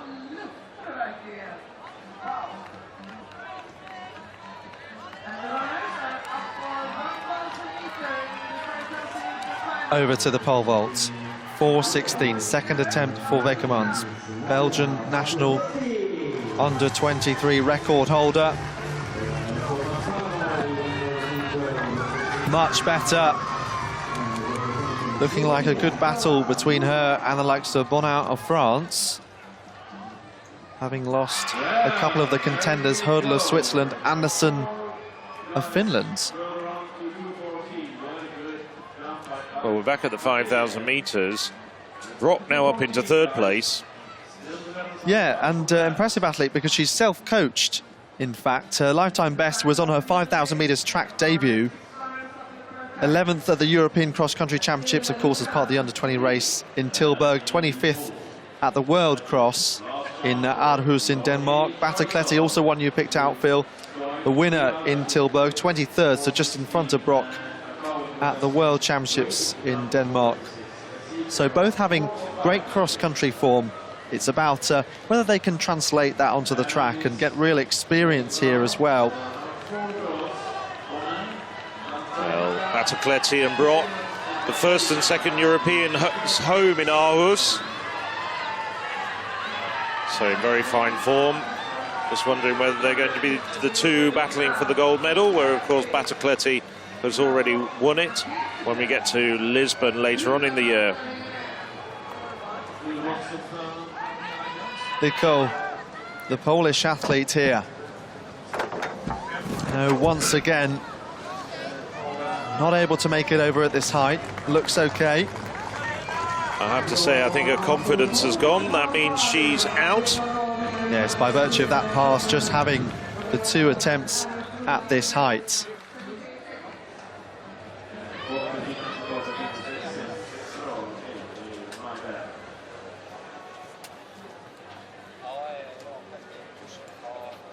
As Lukin went away round the track. She ran 3:11 for the first kilometre.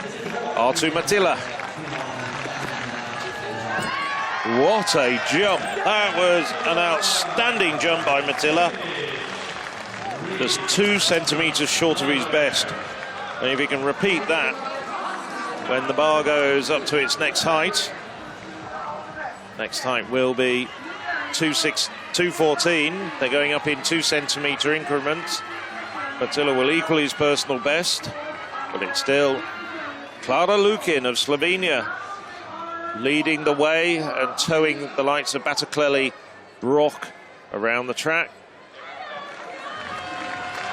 Parayev, third attempt at 2:12.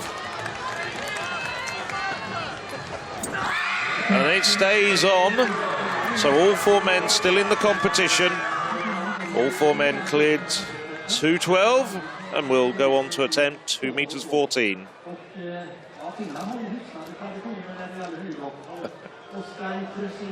And a handshake there from Matalu. Well, it's now starting to be a bit of a gap occurring between the leading quartet. The one woman we haven't mentioned there is Peterson, the Dane. She was back in 43rd place in those World Cross Country Championships that we mentioned. Well, now it's Karmoy at 2:14. Nicely done. He throws down the gauntlet to the rest. Attila just having had a failure at 2:14, which would equal his best, but Karmoy, no problems.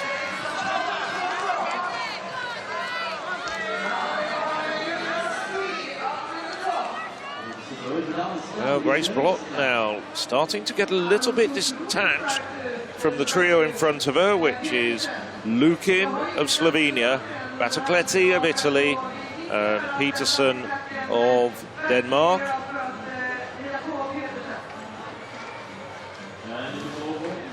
Batacleti looks very, very composed indeed. She was third in the 3,000 metres at these championships back in 2017. 8th at the World Under-20 Championships over 3,000 metres last year.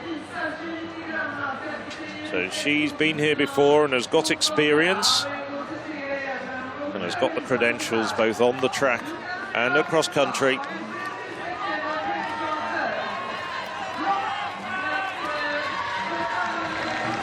Doroshuk, his first attempt. The Ukrainian attempting 2:14. Doroshuk has a best of 2:19. Nicely over from Doroshuk. His card's peppered with crosses, fouls, but that was a very, very good jump indeed for Doroshuk. By virtue of those fouls, he's currently second behind Karmoy.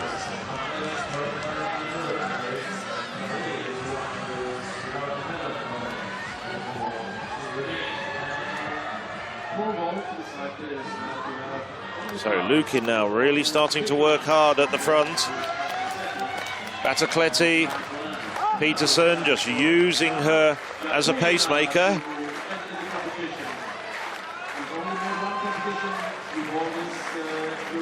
Lukin being left to do all the hard work. But now there's 3 women in this race and it's a very long way back to Grace Brock. Catalina now entering at the height of 4:26. That PB 4:55 in Kazan this year, and looking very, very comfortable. That might well be a gold medal jump. I mean, she entered the qualifying after everybody else had finished at 4:15. In fact, everybody who cleared at 4:05 didn't need to go any higher because there was only, I think, 9 of them. But Catalina, because she'd opted to come in at 4:15, still had to vault at that height. 4:26. Her father, Rodion, one of the greats of the Soviet and Russian vaulting era in the 80s, won this European Under-20 title back in 1983. So it's still Lukin pushing as she's done from the very, very early stages in this race. In fact, Lukin really has had this race, has led the race ever since really the first lap. Batacleti and Pettersson, Lara Valgreen Pettersson.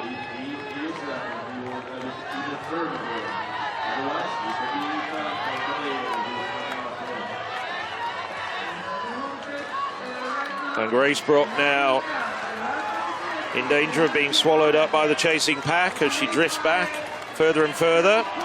Artu Matila, third and final attempt at 2:14. Oh, he had the height, just couldn't quite get it together technically above the bar.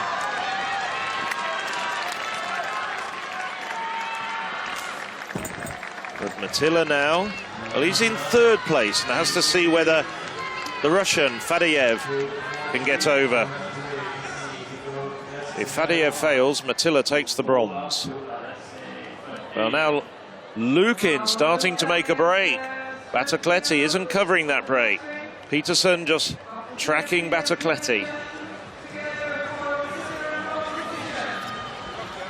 This is Fadeyev.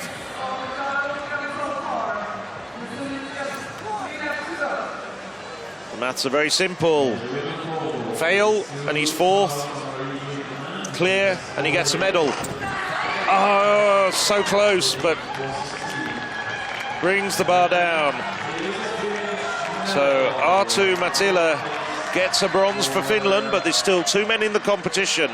That's Karmoy of Belgium and Doroshuk of Ukraine. And the bar goes up to 2:16. So just 3 laps to go. And Klara Lukin, well, she's made a very good decision to move up distance. I think her 800-meter days are behind her. But she's now starting to put about 30 meters between herself and Nadia Batocletti, as well as Laura Valgren Peterson.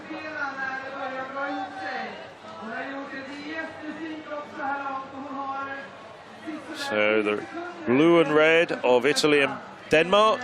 Batocletti looking around, perhaps gently indicating that Peterson could make a bit of the effort and take the pace of that second group.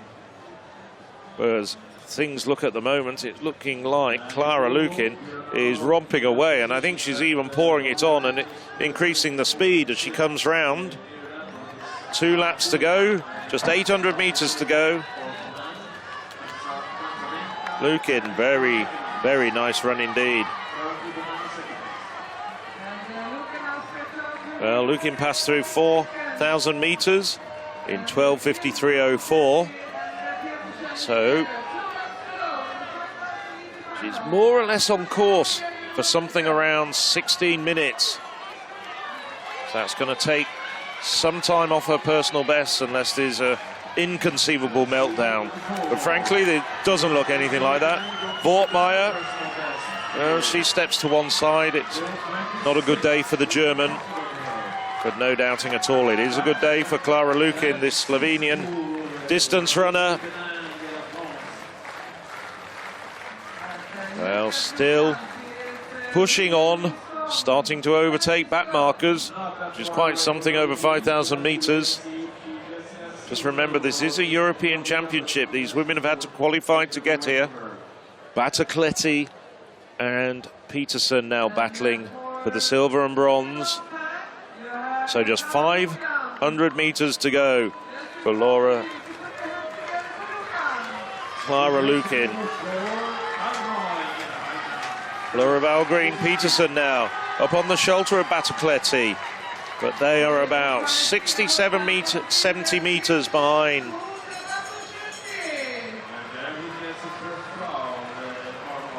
And Lukin goes through the bell in 14:50 or thereabouts. She's on course for breaking 16 minutes, the first European to do so this year in the under-20 ranks. She's pouring it on. Her personal best is going to be smashed at this rate. I hope she doesn't succumb to temptation and celebrate down the home straight. I think she knows she's got the gold medal. You can see that her eyes are swiveling upwards. She's checking out what's going on behind her, looking at the big screens at both ends of the stadium. And she's just pouring it on. Behind them, well, now Batocletti just puts in a bit of a spurt to move away from Peterson. But Klara Lukin coming into the home straight for the final time. Nadia Batocletti going to add a medal to a gold that she won at the Spa European Cross Country Championships last year. But it's Klara Lukin takes the gold over 5,000 meters. Slovenia's first gold here in Boras, and she smashes her personal best by about 8 seconds. Bartoletti as well takes the silver in a personal best. Personal best all the way down the line. Peterson of Denmark takes the bronze, personal best as well for the Dane. And the personal best just keep coming and coming. Fry moved up. Had a great last few laps. Comes through to take 4th place. First 6 women home, all personal bests. but none happier than Klara Lukan, who takes the first gold medal of these championships for Slovenia. And the first Slovenian woman to take a track gold in the history of these championships. Only Barbara Spieler in the hammer in 2011, the other Slovenian woman to take a title. Well, we remember last week, didn't we? The very last gold medal of the European under-23s went to Slovenia when Christian Say took the discus. Well, they do seem to wait until the last day to get their golds. A bit earlier in proceedings for Klara Lukan. They had a couple of other disappointments. I remember Gajanova, women's 800 metres, came into Yevla with the best PB. Zupin in the 400 hurdles, but delight for them here. Yes, and here we see Batacletti winning the battle for the silver, just beating out Laura Valgreen Peterson, the Dane taking the bronze. But personal best all round. I don't think anybody can be unhappy with what they've done today. But just remember, this was a woman who, until this summer, was predominantly a middle distance runner, and she's gone up and up in distance. So she's going to be a force to be reckoned with on the cross country as well, I fancy.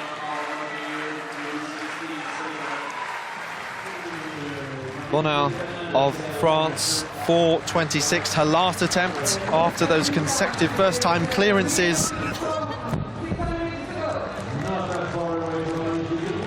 Well, she's laughing as if to say, wow, that was perhaps in grasp, but perhaps pleased with her overall performance here.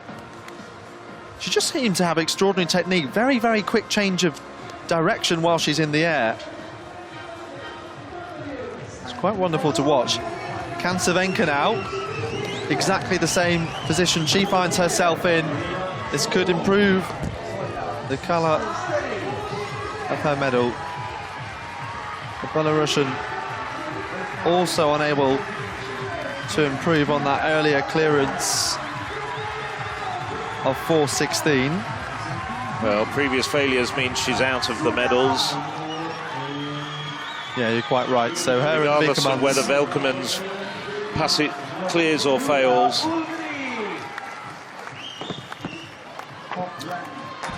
Once again, unable to make it over 4:26. But as you rightly said, on count back for the Belgian, by virtue of fewer clearances, that's why she's in that third spot. Well, it's been a bit of a day for parent-children combinations. This morning we had Fiona May's daughter, Larissa Yapacina, winning the long jump, and now the man who won the European junior title back in 1983, his daughter's got gold, but now we're looking at Thomas Carmoy once again over at the first time of asking. Carmoy, well, I remember watching him back in 2016 at the European Under-18 Championships in Tbilisi, the Georgian capital, and thinking, he's got a future. Of course, I thought that about a good number of other high jumpers as well, but he's come through. And 2:16 at his second attempt for Carmoy.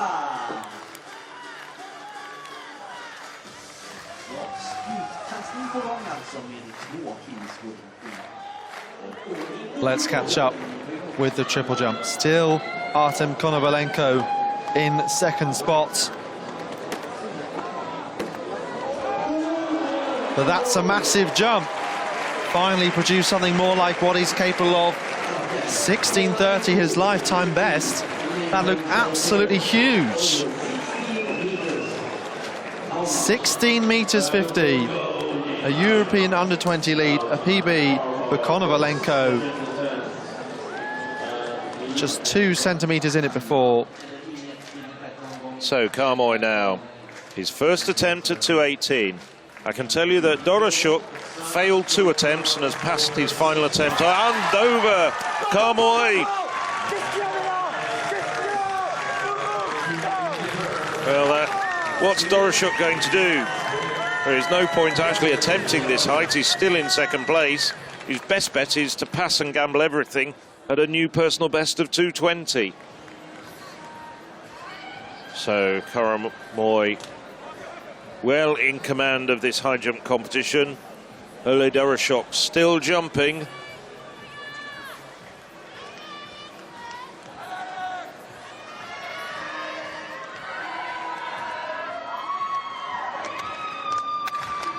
Oksana Gatulina, second attempt at 4:36.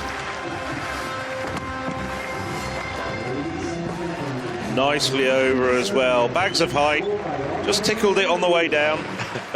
Telling everyone to calm down, be quiet, not get too excited.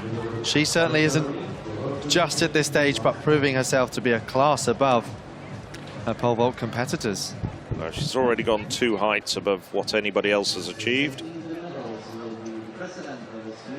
Yeah, you can see they're having entered at 4:26, a height that no one else cleared. She continues to go higher and higher.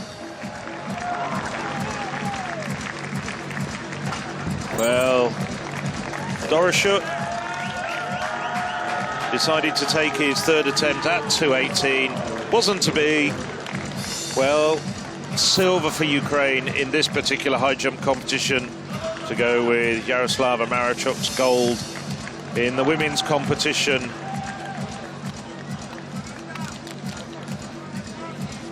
He's jumped higher than he did today, but I don't think he can complain too much.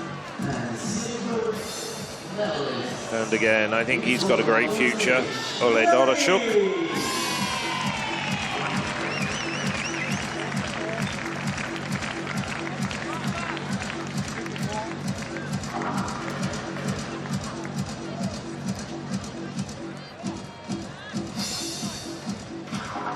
Dorashuk might well be a contender at next year's World Under-18 Championships, Under-20 Championships, I should say.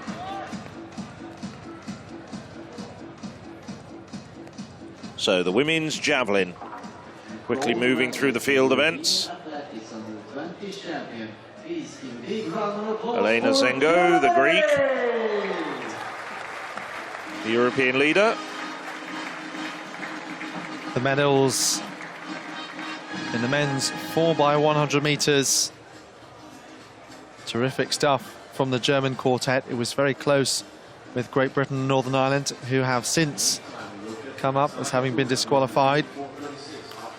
Ansa Pepra on that last leg, bringing them home with a terrific finish. Italy the silver and the Netherlands getting the bronze. And ladies and gentlemen, please all rise and listen to the national anthem of Germany.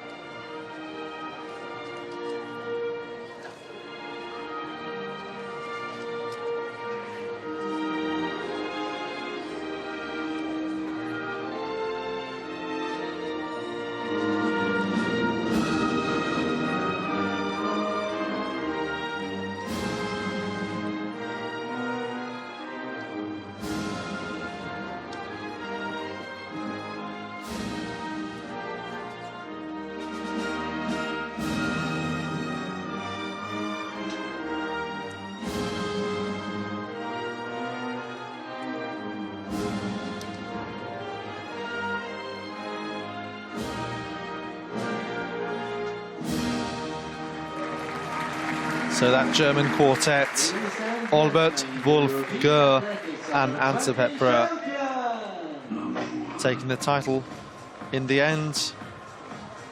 For Italy, it's the second medal for Paisan, the individual 100-meter winner. 39.79 the time, as you see the result come up there. Still to come, of course, the 4x400 meter relays.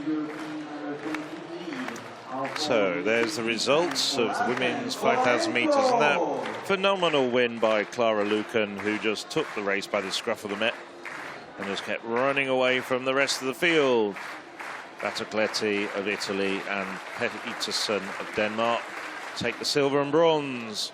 You saw there Grace Brock just slipping backwards after being in contention for about half the race. Well, the stage is completely focused on Thomas Carmoy now.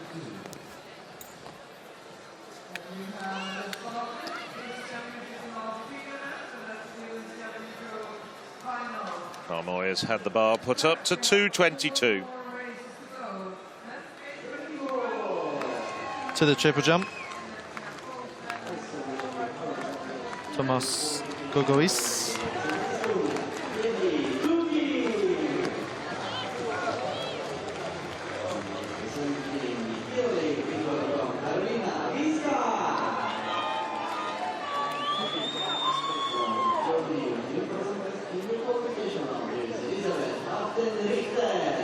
$15.84, a new lifetime best. Just look how he's improved through that series as well. Up into third place.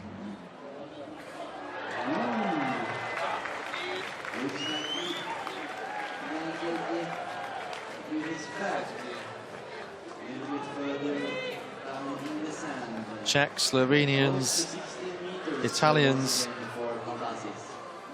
full of teams from all over Europe in that stand. The Boras Arena behind us, the home of the football team IF Elfsborg.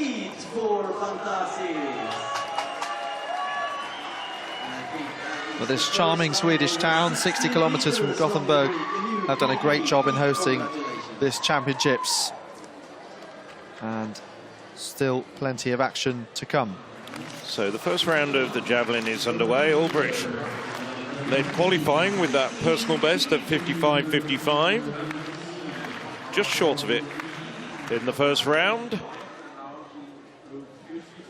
13 women in this final, and I'll explain why a bit later. So 54.05 for Julia Ulbrich. So Thomas Carmoy, second attempt at 2.22 meters.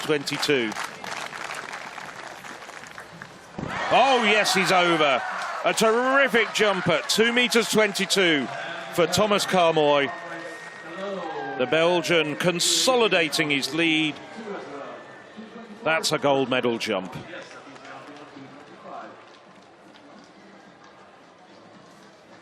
Carmoy getting the congratulations from his rivals.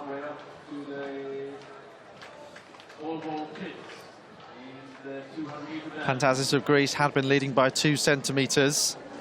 That first round jump of 15.93. No improvement since then.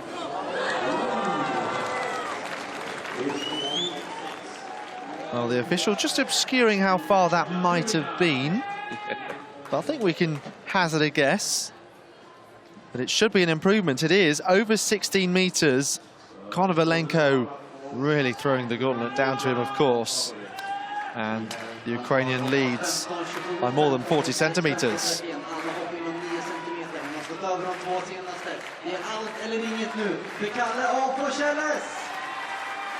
So this is Tugi, the Estonian. Personal best, just under 54 meters. That's not far from it.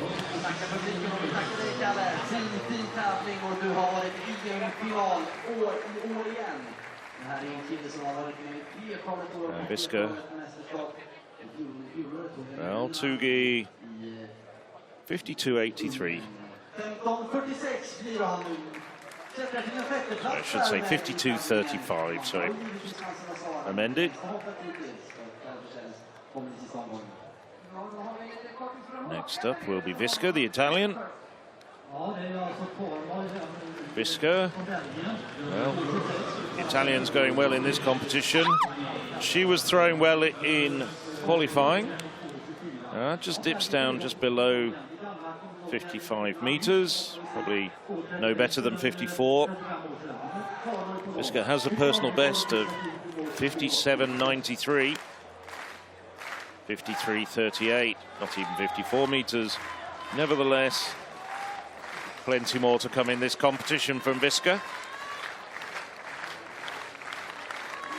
So we're heading into the last round in the men's triple jump. Right on cue, here is Carl Offelselis. Swede. One more go for him. Looks to be more than 15 metres.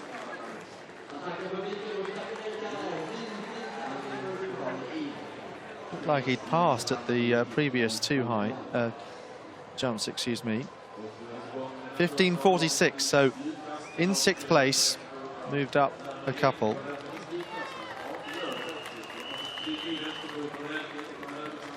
Next on the track will be the men's 800-metre final. The pole vault, what an extraordinary competition. Oksana Katalina entering at 4.26, a height which no other athlete managed to clear. And the bar just going up and up for her. 4 metres 55, recent lifetime best.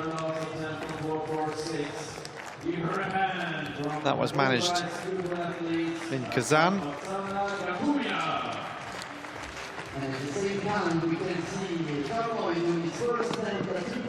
So the neutral athletes, oh well, that was close. She's been practically perfect so far. The motion, once again, she was telling everyone to relax at the previous height and just watch her at the next one. Here we are, and you can see that there's bags of height there. Huge daylight above the bar.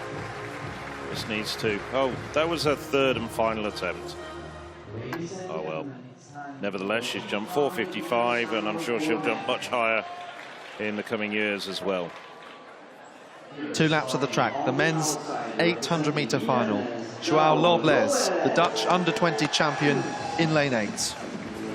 Savily Savlukov, lifetime best this year in Sochi, 1:48.81. Finlay McClear, the first of 3 Britons in this final. Lifetime best lowered from 1:54 last year. Then Ben Patterson, 1:46.71, also a 47.07 400-metre runner. And back to the 800 this year. Lorenk Varga, last time Hungary, medalled in the men's 800 metres. They were first and second in 1981. Oliver Dustin, 1:46.84 in Watford in North London recently. Ludo van Neuvenhausen, the second of 2 Dutchmen, that lifetime best you can see, 1:49.85 in Ordichem. And Jan Vukovic hoping to build on that fabulous gold medal in the women's 5,000 metres for Slovenia. Can't miss him, bright green. Focused looking Oliver Dustin. So Vukovic, Van Neuvenhausen, Dustin, Varga, Patterson, McClear, Savlukov and Lobles. The men's 800-metre final. Well, obviously we want to concentrate on the athletes here and in this race. It was unfortunate that Max Bergin, who was and still is #1 ranked, 1:45.3, was injured just before coming to here to Sweden in Boras, but still 3 good British athletes, 2 Dutchmen as well. Savlukov has had a good season, and some outside contenders for medals as well. The Slovenian at the back there, Vukovic, also a PB this year, 1:49.1. So the tall, neutral athlete Savlukov just there on the outside. Ben Patterson, who at times has shown a fabulous finish in the 400 metres. So what will his kick be like? Could be a bit of a burn-up in this last 400. Patterson right there on the inside. Savlukov, well, a bit of shoulder barging there, trying to wriggle their way through. British middle distance running has been fabulous at both of the European under-20s and under-23s. Gemma Ricci, double gold. Isabel Boffi in the women's 800 metres, 1 gold. Spencer Thomas, silver in the men's 8 and Yevley at the under-23s. Savlikov fighting there with Dustin, but at the moment it's McClear and Patterson. There's an opportunity for a British clean sweep here. Ben Patterson still working hard on the inside. Finlay McClear gritting his teeth. Look at Dustin trying to come through. Oh my goodness me, Oliver Dustin straining to get there. It's Dustin who takes gold from Patterson and McClear falling across the line. Gold, silver and bronze for the British team. We'll be very pleased with that after a couple of disappointments, a couple of athletes pulling up with injury, like Jeremiah Zhu in the 100 metres and that disqualification in the 4x1. Oliver Dustin, 1:50.56. All 3 of these men have run supremely fast this year, and they've delivered with a clean sweep for Great Britain and Northern Ireland. Well, it was a terrific run by Oliver Dustin, but I did fear for McClear about 20 metres from the line when he turned into a human windmill, but he managed to get across the line and clinch the bronze medal. And indeed, the very first clean sweep by any nation at these championships. It's not unique, but it certainly doesn't happen very often. Well, become very accustomed to seeing that screwed up expression of Oliver Dustin just giving everything at the end of a race. The same at English schools in the past. Patterson knew that the biggest challenges came from within his own camp. Dustin, the European champion. Well, all 3 of these men run faster this year and will run faster in the future, I'm sure. Today was all about just clinching the medals, and they did the job that was required of them. It looked highly likely after the heats that they were going to take a clean sweep, but they delivered when it mattered. To the triple jump. Last round for Majeka of Belarus. Looks pretty pleased with that. Over 16 metres. What is this measurement for Majeka? A lifetime best into second place.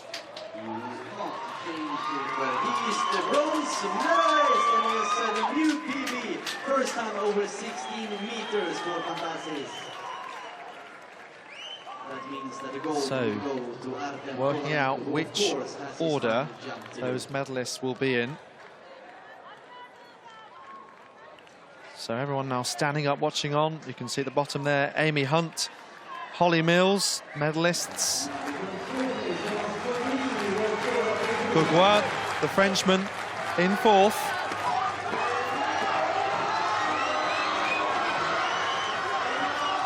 No. But another who's given everything to this competition, possibly a bit of strapping there, maybe nursing a little bit of an injury. Pantatsis, 16 metres and 8 in the previous round, now with his last go.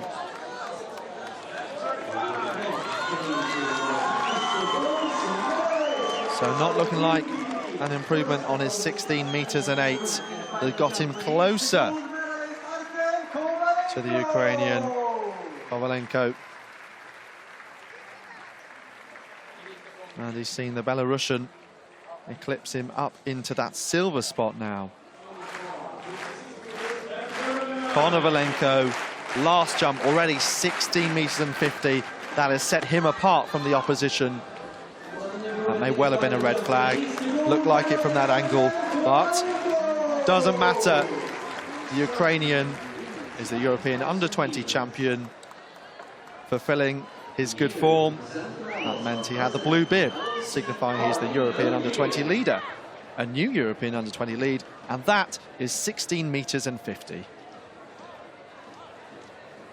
Another gold medal for Ukraine. 2 in the hammer, 1 in the high jump. Well, it's the women's 5,000 metre medal ceremony. Laura Valgreen Peterson taking the bronze medal. personal best for the Dane. Delighted, big smiles. Nadia Balakletti.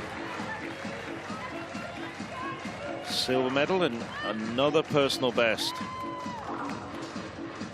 Got detached in the battle for the gold in the later stage of the race, but this woman in the centre of your picture, in that lime green and blue apparel of Slovenia, well, she took the lead just a lap or so into the race and then just kept pouring on the pressure. And Clara Lucan knocking about 8 seconds off her personal best en route to the gold medal.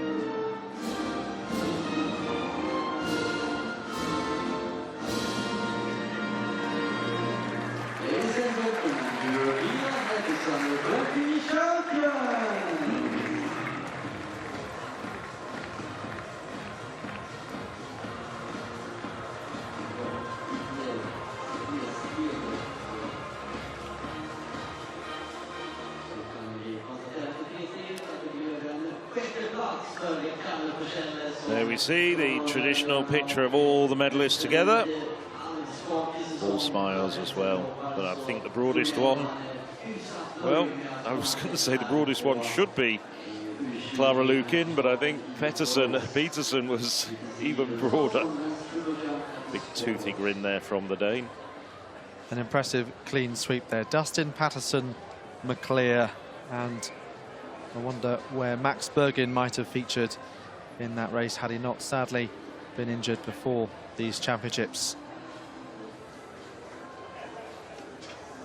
But not too much attention on athletes who aren't here, of course.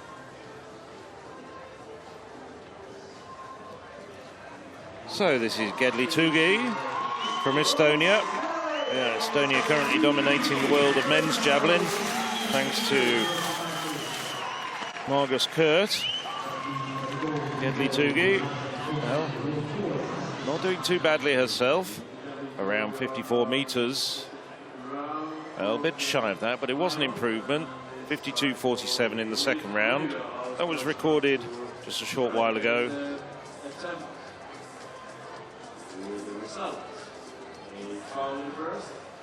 Carolina Visca, the very powerful Italian.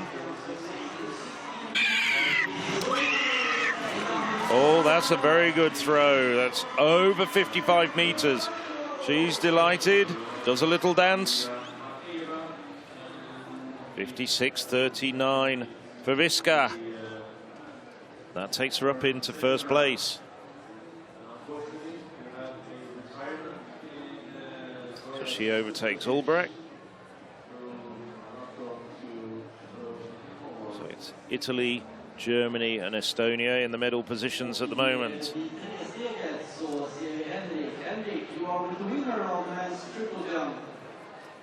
So confirmation, Oksana Gatolina, that new European under-20 lead of 4 metres and 36, is the European under-20 champion.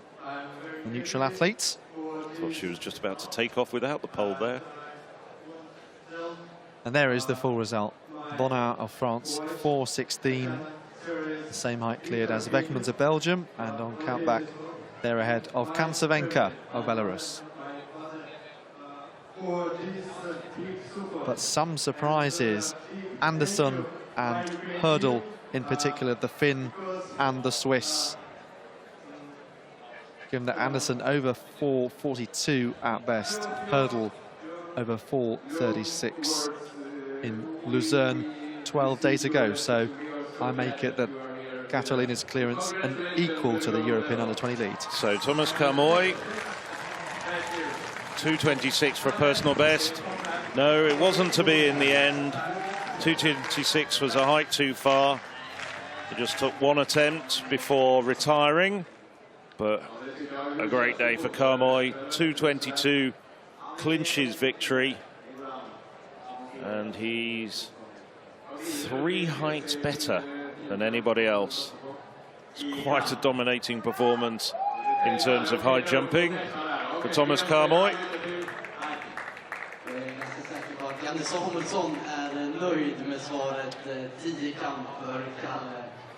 Confirmation of the final results. Carmoy of Belgium 2:22. Dorashuk got 2:14 for the silver, and Matila 2:12, getting the bronze by virtue of fewer failures during the competition from Fadiev of Russia, the authorized neutral athlete.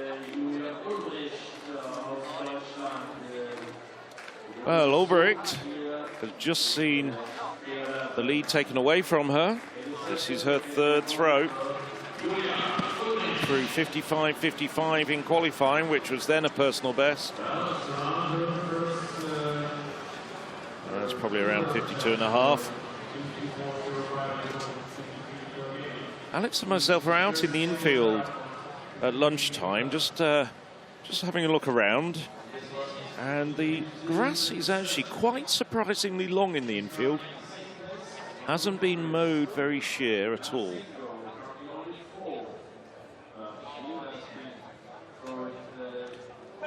Now, Elina Sengo. Not quite hitting the distances so far. She has thrown over 60 meters this year. And that's another foul. She gets a red flag for that. Well, Sengo currently down in 4th place at the moment with that 51.34, but well adrift of the leading trio. There's a few other women as well who are expecting to throw a little bit better. We had no less than, I think it was 11 women over 52 meters during the qualifying competition. Conditions not quite as helpful as they were the other day, but nevertheless, we'd been expecting some better throwing from the vast majority of the women in this final. But Gedli Tugi, well, she's doing pretty well at the moment.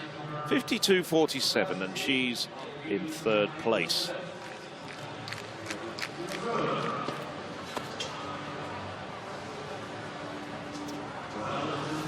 Well, once again, about 52.5 meters.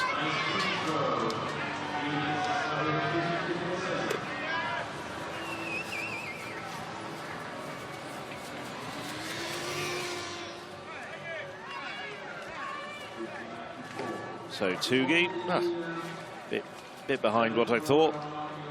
Barely 51 meters, 50.94.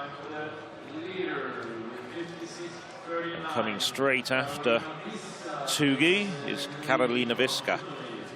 Viska taking the lead in the last round.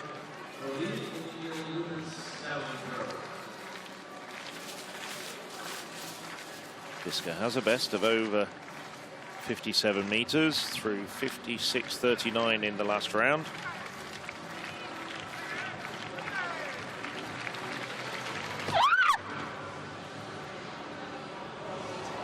Well, that's another good throw. Once again, over 55 meters. She's starting to really find a rhythm. There's 2 throws now better than anybody else.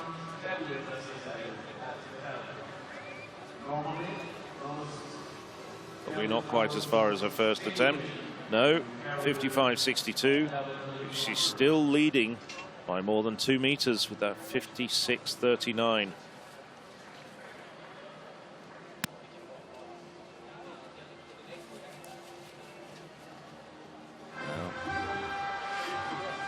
Italy doing extremely well so far. Hafenrichter, the German. Elisabeth Hafenrichter in 5th place at the moment. 50.98 in the first round, followed by a foul.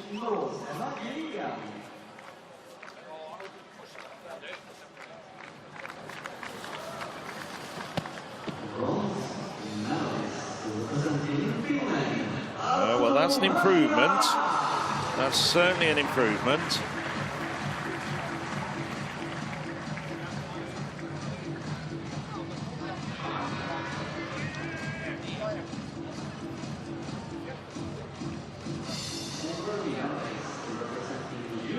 Well, 50-13. A bit deceptive. I thought that was actually better than a first round throw. Not to be. So this is the men's high jump.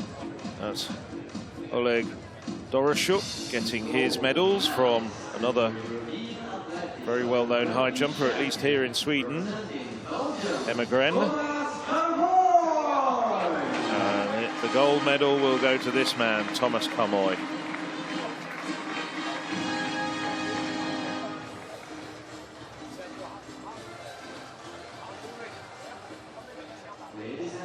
So Kamoy's first international gold medal, although he's been around for a few years and has competed in all the age group competitions up until today.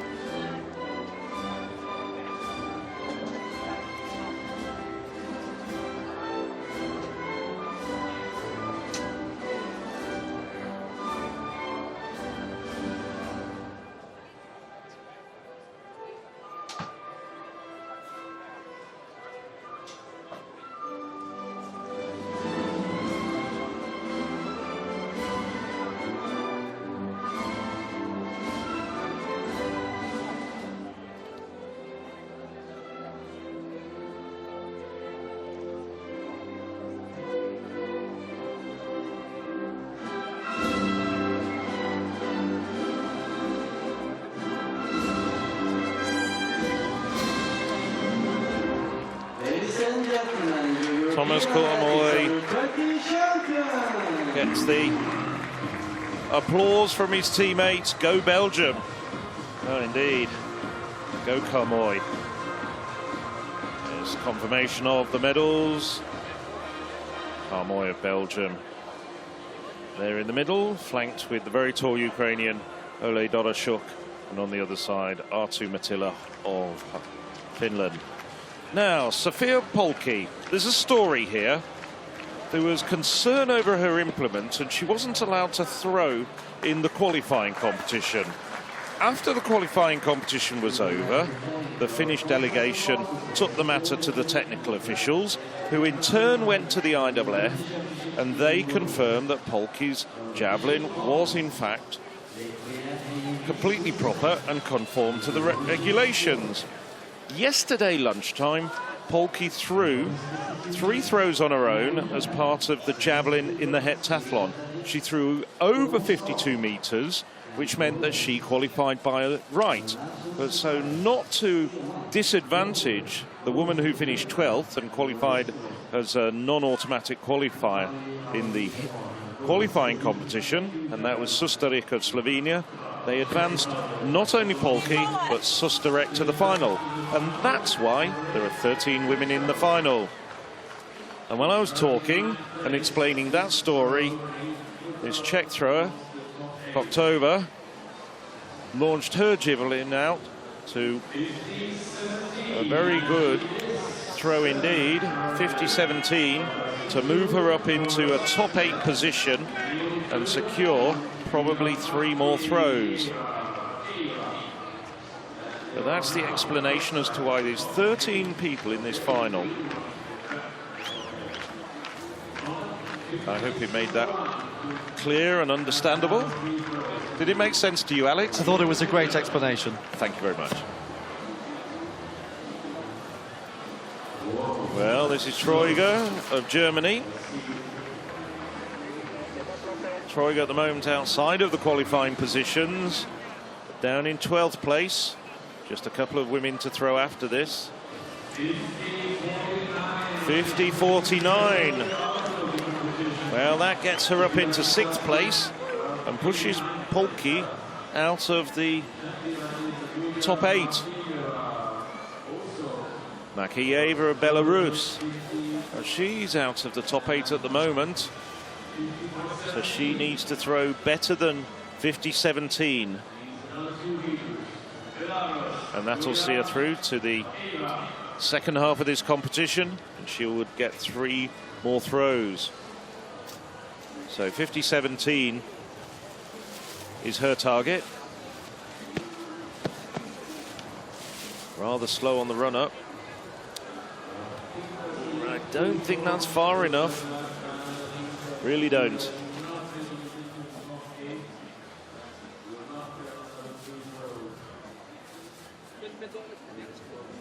Rather slow on the run-up.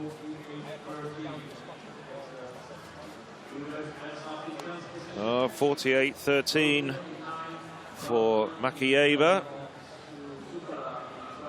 So that'll be a big disappointment for her. Makeyeva can throw over 57 meters at best. So she's throwing something like 9 meters below her best. Not the best time to lose your form.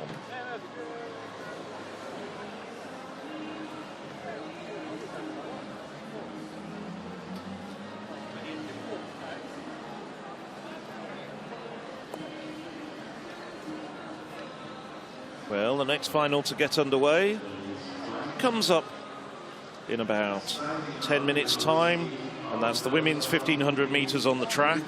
So we can pay a lot of attention to the women's javelin. About 10 minutes of solid javelin throwing. So I hope to see our ratings rise, particularly in places like Finland. Yeah, Finland with 16 medals in the javelin at these championships in the past. 2 female champions, 2 male champions. You might expect that some of them might be Aki Parviainen or Tero Pitkämäki. Not so, in fact, but you know, the strength and depth in their javelin prowess, it's almost a national discipline in Finland. Unfortunately, the 2 Finnish representatives in this final have just gone out. Sarah Polki and Julia Valtonen. So no Finns going to be on the medal podium this time in the women's javelin. Nevertheless, regardless of who's throwing, the Finns love their javelin throwing. Susterik. She retired in the second round after throwing just under 25 meters. I think she's actually slightly injured.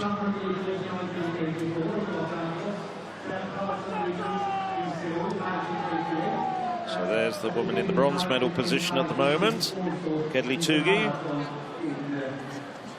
So the judges will escort the 5 women who haven't qualified for 3 further throws from the arena. Ivana Koktava, the first to throw after just scraping into the top 8 with that throw of 50-17 just a few minutes ago.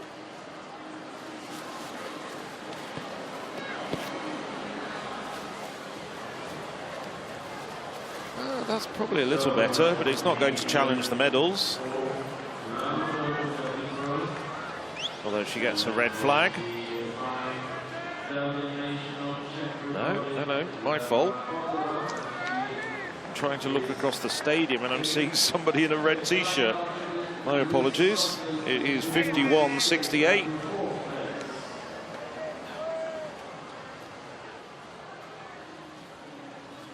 So Federica Botta. She's just been overtaken by Koktava.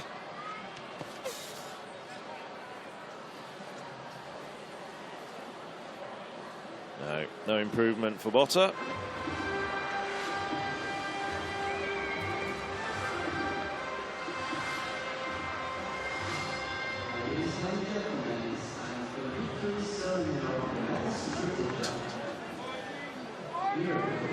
Botta's 4th round effort does get measured, 45.95. So her best remains 50.49 from the previous round.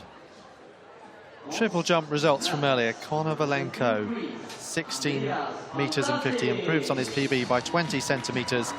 Nasheka and Pantatsis of Belarus and Greece get silver and bronze.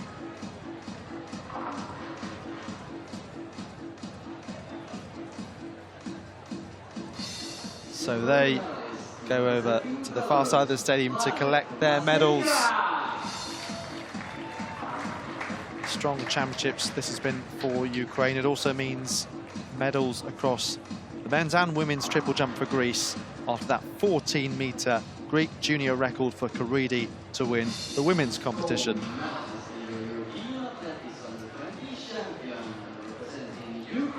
There was just 2 centimeters between the top two at one point, with Pantatsis leading, but as soon as Konovalenko went out to 16.50, he stole a march on his opposition. And that's why he's on the top step of the podium. A great champion. Another gold for Ukraine.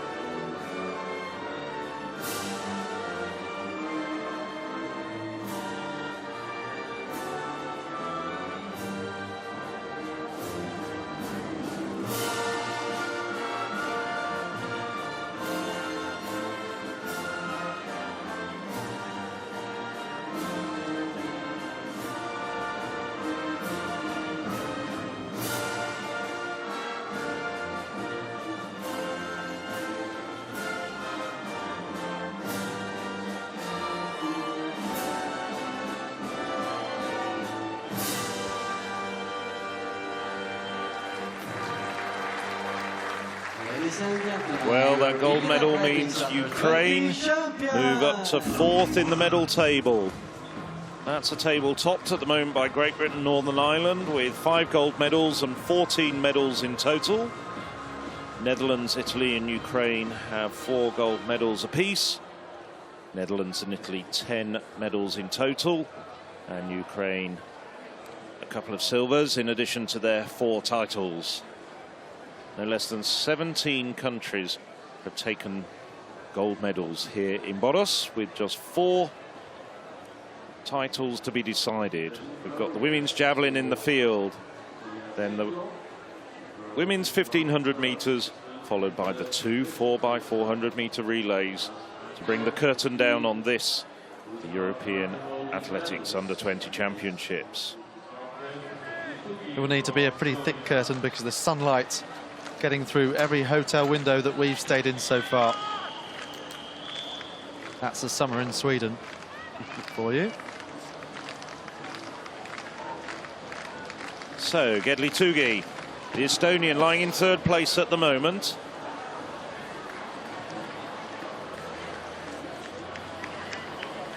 Well, she's got a best of 52.47. Just rips off that back support. Many of those javelin throwers using those elasticated back supports, which helps their lower lumbar region. So the women's 1500 metres, the last individual final on the track.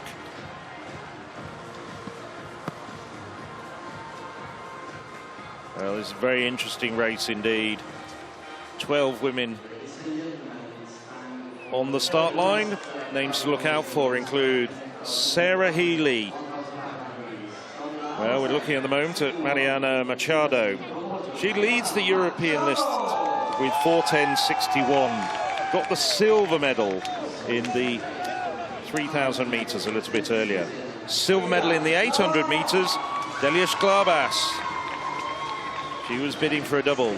Sarah Healy, though, just a little bit behind Machado, but she's coming into this race fresh. And Healy, a terrific performer, won the 1,500 metres and 3,000 metres at the European Under-18s last year. On her inside, it's Olivia Sonecha. Sonecha recently improved to 4:17.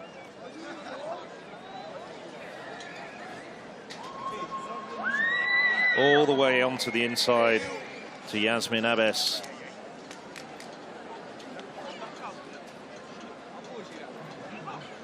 The Dutch Under-20 champion. To give you the full lineup as the gun goes. So you've got Abes of the Netherlands, Wallis, Great Britain, Northern Ireland, Fulcheron of France, Kiefer of Luxembourg, Girard of France, Doskova, Slovakia, Kazmiereski of Poland, Toptas, Turkey, second pole, Soneca, Sarah Healy of Ireland, Delia Sklabas of Switzerland, and Mariana Machado of Portugal.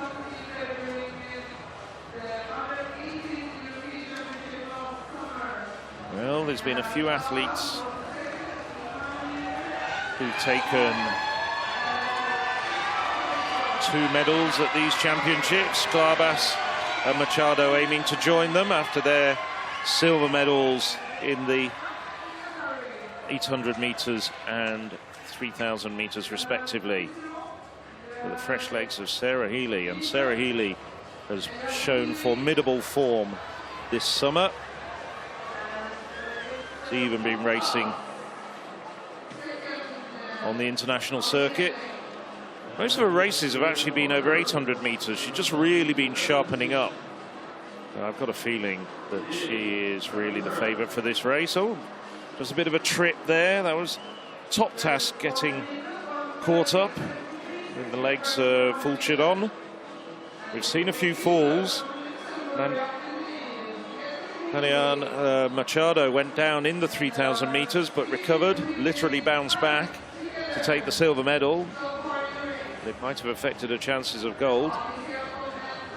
I'm just wondering how motivated Machado is going to be, because she was certainly the favourite for gold in the 3,000 metres. So at the front, it's Kiefer of Luxembourg on the inside, Sarah Healy just outside her, and then on her shoulder, Toptas of Turkey. Healy well accustomed to doing well when doubling up. European Under-18 1,500 and 3,000 metre champion. So too Sklabas, World Under-20 bronze in 8 and 15, and European Under-18 champion in 2016 over 1,500 and 3,000. Also should enter the fray the 2 poles. I mean, we mentioned Soneca, and we saw her highlighted on the start line, but wouldn't discount Kazmiereska. And we just saw how quick some of the Polish young middle distance runners were when Dudek took that title over 3,000 metres. So now it's starting to pick up the pace. 600 metres to go. Sarah Healy to the fore, but they're still pushing and shoving. It's Toptas who's getting herself into all sorts of trouble. I'm wondering whether that's just a lack of international experience. Sklabas working her way through. Sklabas now in second place. Kiefer on the inside. Machado moving up around the outside into third. So coming into the home straight for the penultimate time, it's Sarah Healy leading the way. Will this be a gold medal for Ireland? Kiefer still there on the inside. No woman from Luxembourg has ever won a medal at these championships. Their best 4th in the 1,500 metres in 1995. So at the bell, it's Healy, Sklabas, Kiefer on the inside, Machado coming around the outside. Fulcheron, the Frenchwoman, still then there, just getting a bit boxed, just starting to work her way out. Now Healy starting to wind it up. 300 metres to go. Well, this will be a great victory for Ireland. And now Sarah Healy just changes gear and just starts to pull away. Delia Sklabas trying to match her. Toptas, the Turk, with that flailing style. She's in third place at the moment, but it's Healy away. 150 metres to go for Ireland. They got a silver from Niamh O'Connor in the heptathlon, but Healy looks to her outside. Sklábas, the bit between her teeth. Well, she was outshone in the 800 metres, but she's not letting go of this gold medal. Sklábas takes the gold medal for Switzerland. Sarah Healy, silver for Ireland. And that was Tugba Toktas, who comes through for the bronze for Turkey. But Sklábas, she looks a little bit lacklustre in the 1500 metres. I think maybe her future is at the long distances. And what a turn of speed from Sklábas. We thought Sarah Healy was just running away from the opposition. With 150 metres to go, it looked like Sarah Healy's race. But then coming into the home straight, Delia Sklábas dug deep and produced a really phenomenal sprint finish over those final 60 metres, just to leave Sarah Healy trailing in her wake.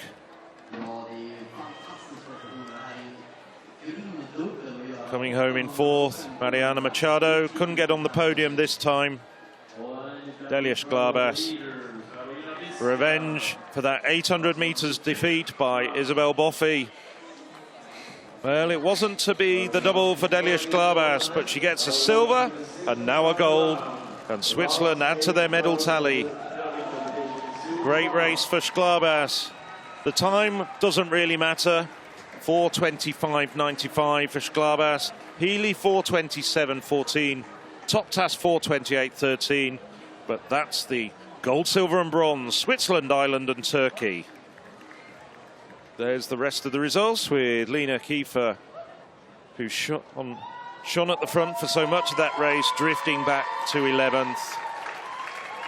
But there was disappointment etched all over Sklábas's face when she was out-sprinted and out-thought by Isabel Boffey in the 800 metres.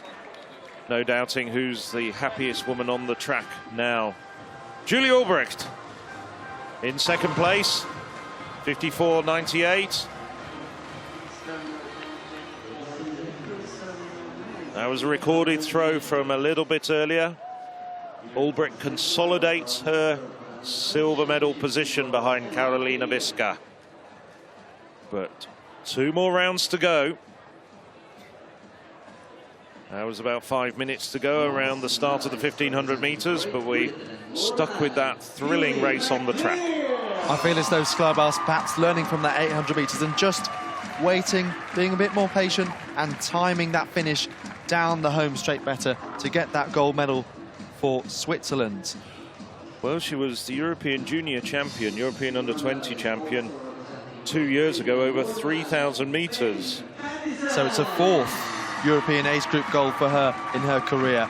A clean sweep for Great Britain in the men's 800 metres. Finlay McClear getting his bronze medal. Ben Patterson here, the silver. And in the centre, Oliver Dustin ready to stand on the top step. A clean sweep for Great Britain and Northern Ireland. I think he would have known coming into this that Patterson and McClear would be his closest challengers, and now they can all enjoy the national anthem, God Save the Queen.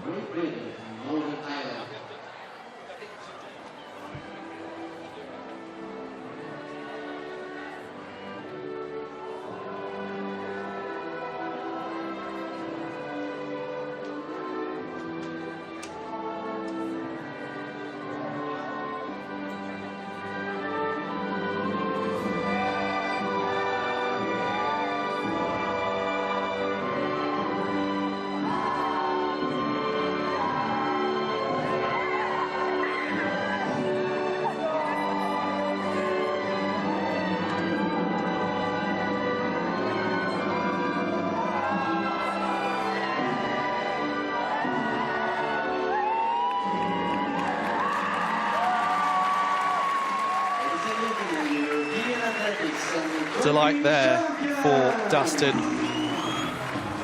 as he's flanked by his teammates either side. All had big improvements this year.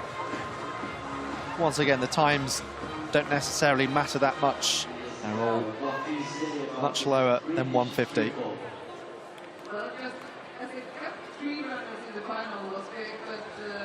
So this is Alina Zengo.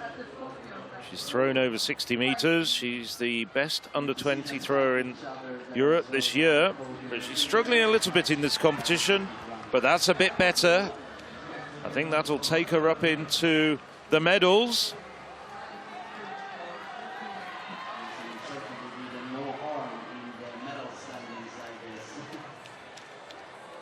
$53.99. That moves her up a place. Final round. It's like the two Germans, So, how does Gedli Tugi respond to that? The Estonian has seen herself pushed out of the medals. Well, it's a good throw. It's a better throw than her previous effort of 52.47. Over 53 meters, but not sure it's going to get her back into third place. No. Frustration. 53.58. So 41 centimeters adrift of Zengo.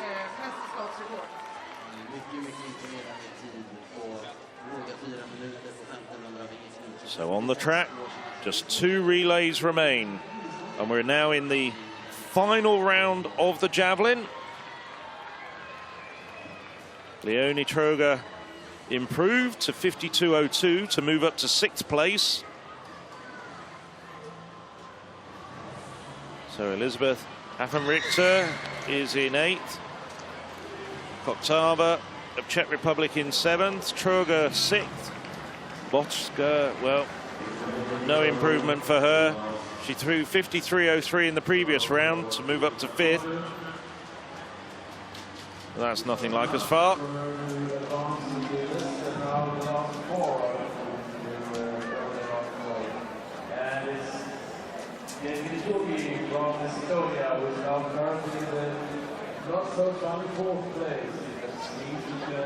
So no improvement for Federica Botta. Measured at 47.52. So Gedli Tugi, for so long she was in a medal position, but she's now down in 4th. Needs to throw 53.99 or better to put the pressure on Alina Zengo and the rest. Oh, that's a good throw. That's an excellent throw, but let's just hold our breath and see what it's measured at.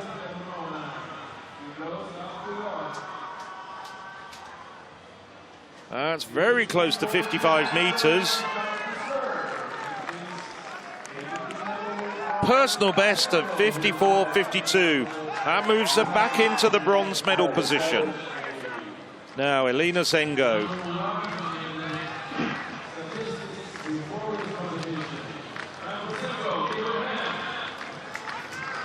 Still just 16 years of age.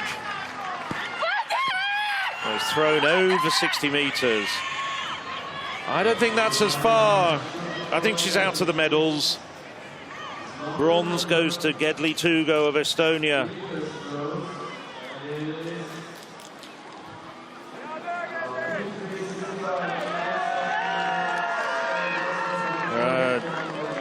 Not an improvement, over 53 meters again. But she's just seen the bronze medal snatched from her grasp. Now, Julie Ulbricht. Got a best of 55.55, which she threw in qualifying. And she's been near that in far less accommodating conditions today. No. No improvement for Ulbricht. So Carolina Visca takes Italy's 5th gold medal of these championships. Without a doubt, the best ever championships for Italy. They've never taken home as many as 5 gold medals. But Visca, the gold medals clinched. Ulbricht's throw was measured at 54.32. Visca, 56.39. Still about a metre shy of her personal best, but it's starting to get a bit cold. Now she can just, well, it's one valedictory throw, but it's a great one. It's a good one. It might even be further than her second round 56.39. So with the pressure off, Viska really lets the javelin fly. Yes, it is an improvement. It's a 10-centimetre improvement. With nothing to prove, and the gold medal's hers. Karolina Viska gives a display of javelin throwing and extends her lead. Didn't need to. The gold medal was already hers, but the javelin title goes to Italy. Karolina Viska is the European under-20 champion with 56 metres 48. And the celebrations start.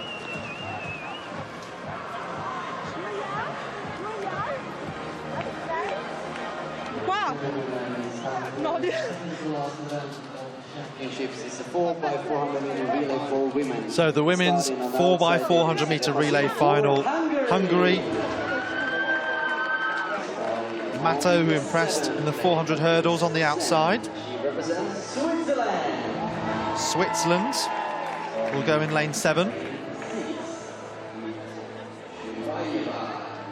And then the Belarusians. What a great championships it's been for them, and a chance potentially of one more medal. And the Germans will go in lane 5. The rain starting to come down here in Boras as we look at the Polish quartet led off by Formella. Great Britain and Northern Ireland, individual medalist Amber Anning, and they brought in the 800 metre winner Isabel Boffey. And then Ireland, well, Davisia Patterson on the second leg, just missing out in the 400 on a medal. And then Ukraine right on the inside.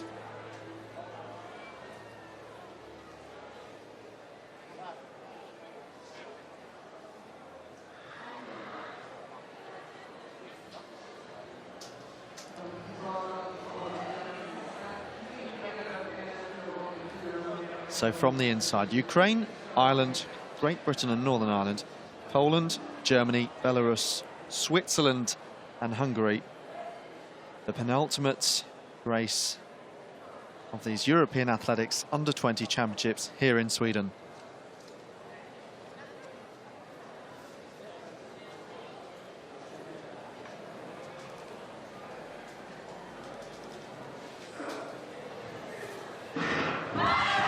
So, who will get on the podium in these 4x4 relays? Great Britain starting well, already well up on Poland on their outside. Their lead-off runner, Natasha Harrison, just as it was in the heat earlier. Germany making up ground on Belarus in lanes 5 and 6 as well. So, of course, the stagger unwinding on the second leg. We'll really get a chance to see who's in contention for those medal positions.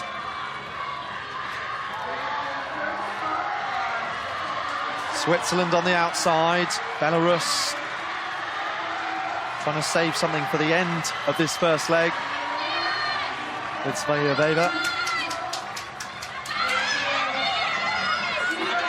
Harrison hands over to Boffey for Great Britain, who were leading at the European Under-23s with Hannah Williams on the last leg, and then Poland came through with Kazmarek, the individual 400 metre champion there, to take a last-ditch victory.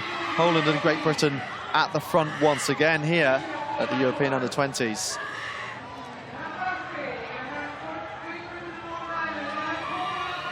So pretty congested at the front, but around a metre between each of them. Poland now leading. Great Britain in second, Germany, Switzerland also battling. Isabel Boffey puffing her cheeks down the home straight, showing good speed just as she did to win 800 gold. She'll hand over to Louise Evans. Poland still chasing. but with a bigger margin. Davisia Patterson has the baton for Ireland, who also go in the men's 4x4. But a long way back from the medals at the moment. Germany looking to progress down the back straight. So Louise Evans leading the way. There was just a bit of shoulder barging, just out of shot between Germany and Poland.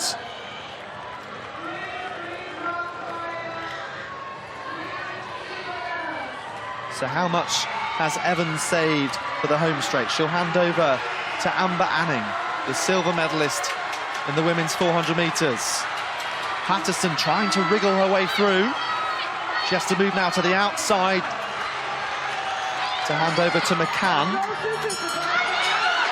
So Amber Anning has the baton out front for Great Britain and Northern Ireland. Germany dropping back a little bit. They have Sheppen on this leg. Amber Anning now with a sizable margin. But once again, it's Great Britain against Poland. The Irish women doing really well thanks to a great leg from Patterson. McCann bringing them home just as she did this morning. Anning looking very relaxed, determined.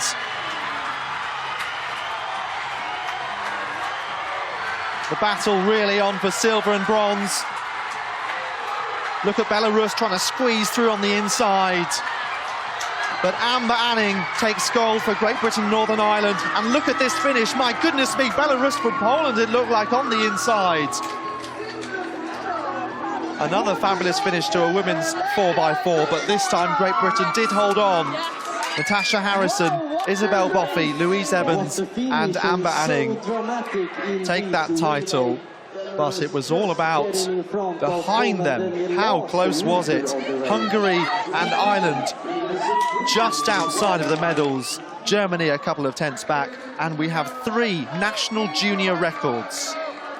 Well, Great Britain, Northern Ireland were well away from the second changeover. Boffey handing over to Evans.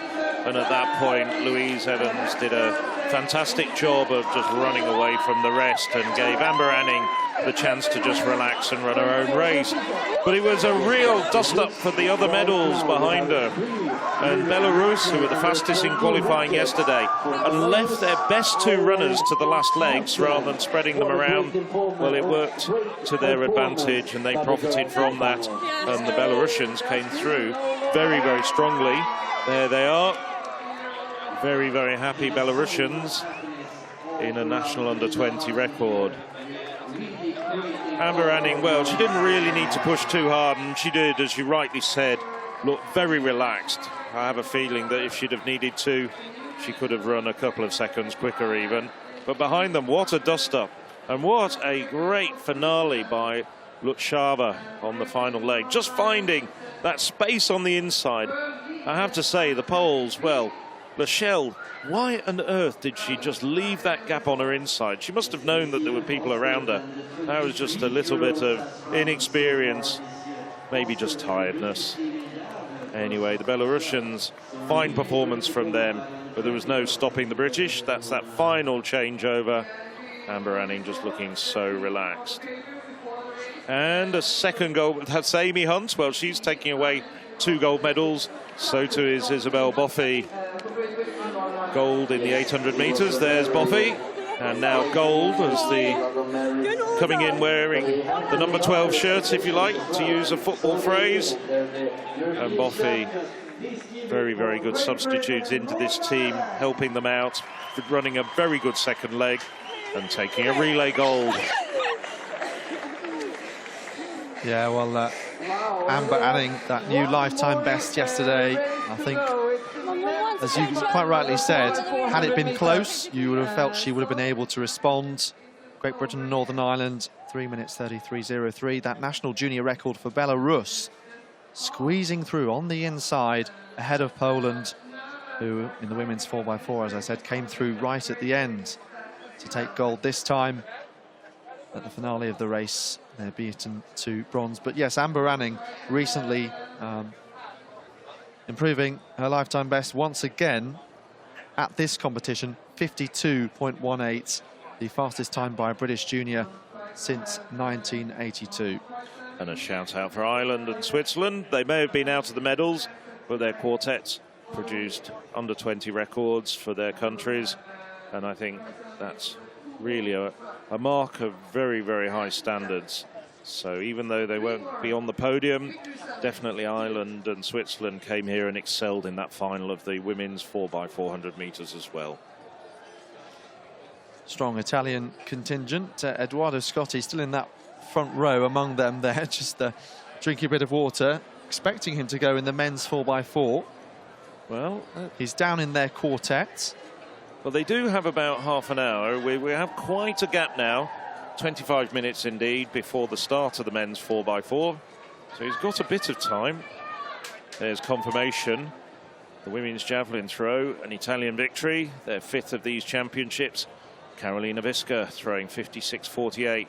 Julia Ulbrecht and Gedli Tugi, they take the silver and bronze for Germany and Estonia. Just missing out Elina Sengo. Wasn't a national under-18 best, I have to say. She's only 16 years of age, but has thrown further than that.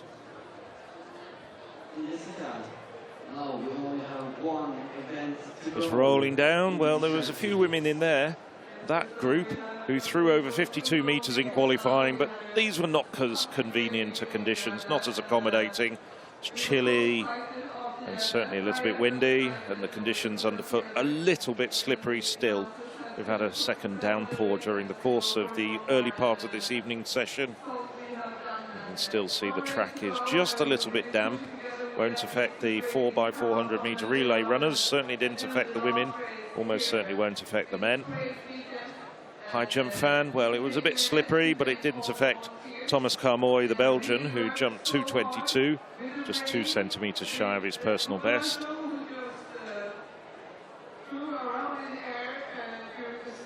Well, a chance to consider some of the highlights, not only of today, but across these championships. We saw a European under-20 record that you were following closely in the men's hammer from Mihailo Kokan. Yes, in many respects, I think that is the highlight of these championships. It's the only championship record so far, and with one final to go, probably will end up that way.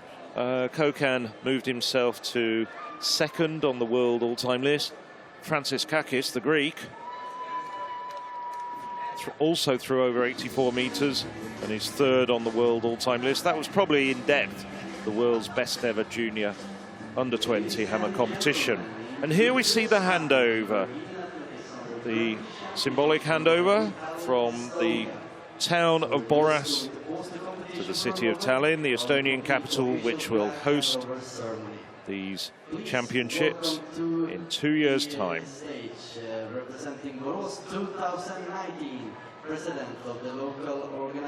We've had many great European age group championships in Tallinn in the past.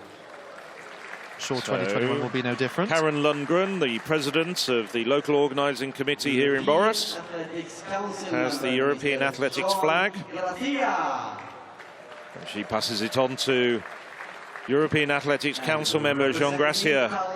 It's also president of the Paris 2020 European Athletics Championships.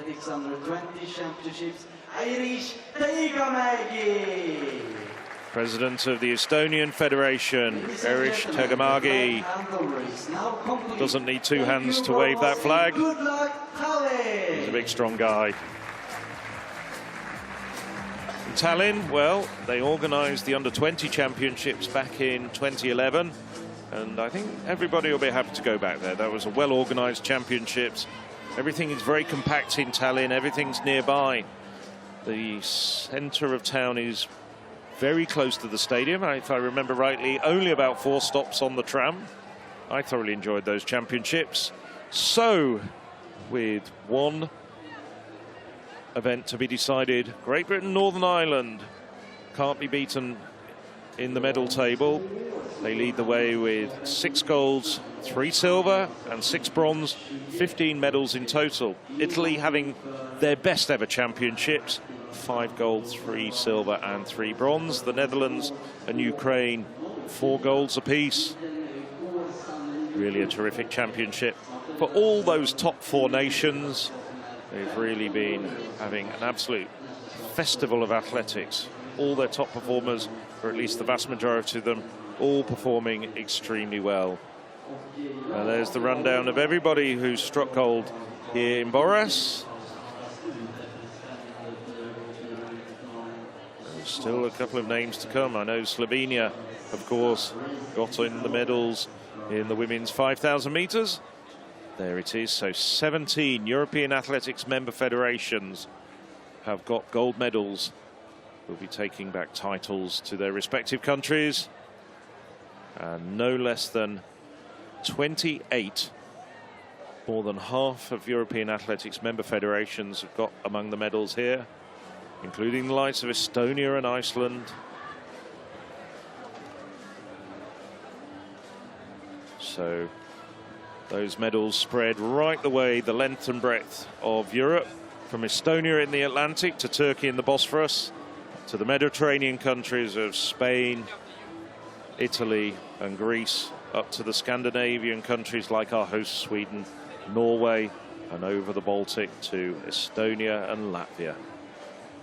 And if you enjoy this coverage, of course, more live streams coming up across the summer and later in the year as well. European Team Championships, you'll be in Bydgoszcz for the Super League. Super League, yes. And you'll be in Norway, I believe, for Sandnes. I know you enjoy coming to Scandinavia. Well, yes, but Scandinavian athletics, in particular Norwegian athletics, the Ingebrigtsens, I'm sure they'll be out in force. I believe it's their home city as well. And Karsten Warholm, we've also seen Lillefoss in the pole vault win gold for them.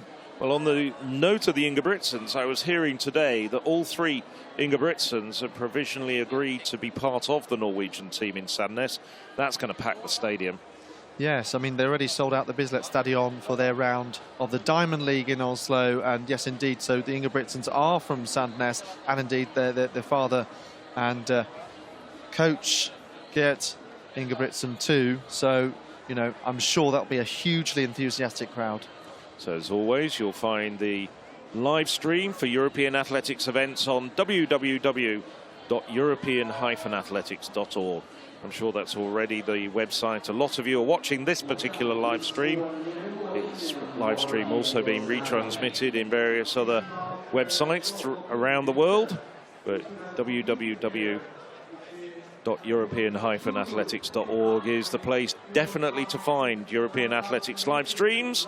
And then after we've done the European Team Championships, Super League and First League, we have the match, the inaugural Europe versus USA outdoor duel, coming up on the 9th and 10th of September in Minsk, the capital of Belarus.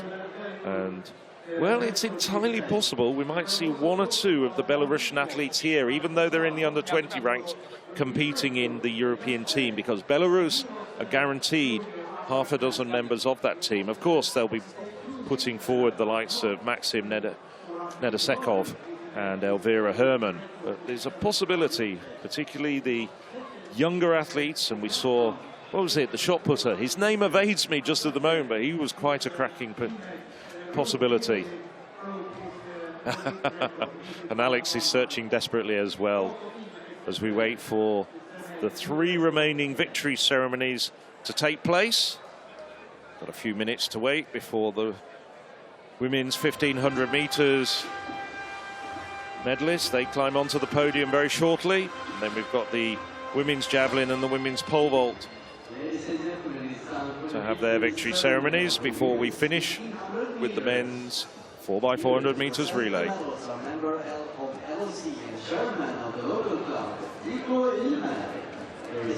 Ale Tamashevich, the shot putter.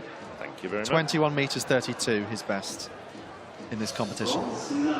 Well, this is Kjell Pearson, the president of the local athletics club here in Boras.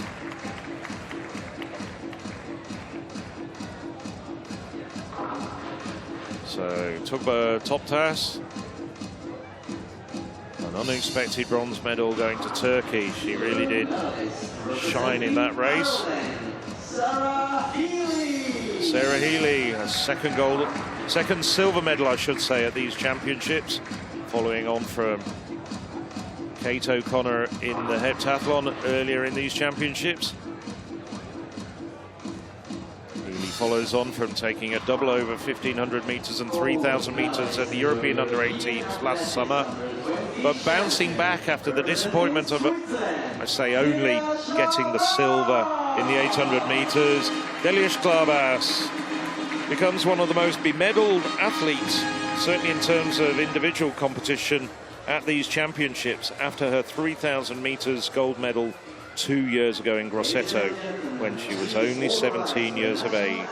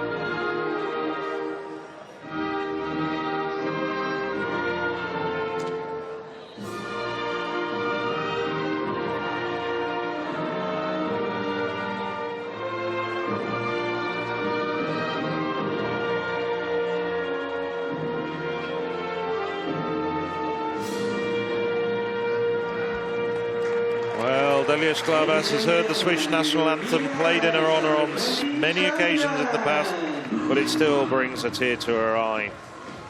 Sklavas, really a multi-talented individual, top-class musician, incidentally, like Amy Hunt, the 200-metre winner, and she concentrates on athletics these days, but was also a very, very promising swimmer. She was winning several national titles in the duathlon in her early career before focusing on the middle distances.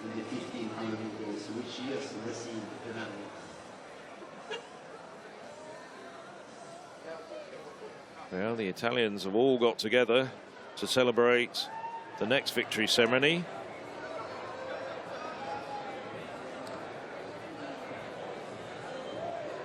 See a few people who've already been on the podium. I can see Larissa Iapicino, who won the long jump this morning, in the middle there. But importantly, I can't see the 400-metre individual gold medalist Edoardo Scotti, who has now gone to be part of their 4x4, where we expect him to bring home the baton on the last leg. That's what he's down for.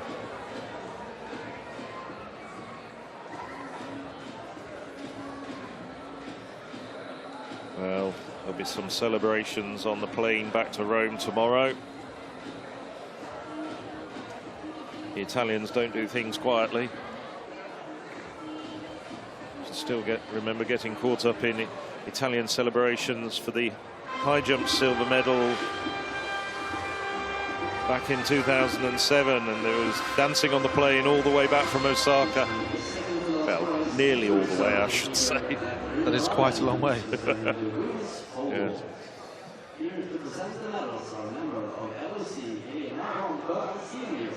So the medals, the women's pole vault.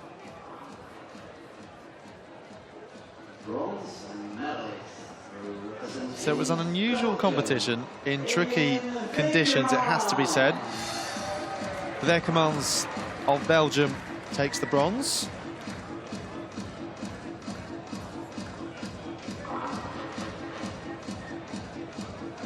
Bar started at 391, then it went up to 4 metres and 6, 4:16. But at that point, the gold medalist hadn't even come into the competition. One of France taking the silver. The gold medalist in your European Athletics Under-20 champion, representing the new overall neutral athletes, Oksana Gautulina. As I say, entered at 4:26. Cleared 4:36 to equal the European under-20 lead this year, the best of 4:55 last year in Kazan. For the anthem of the European athletics.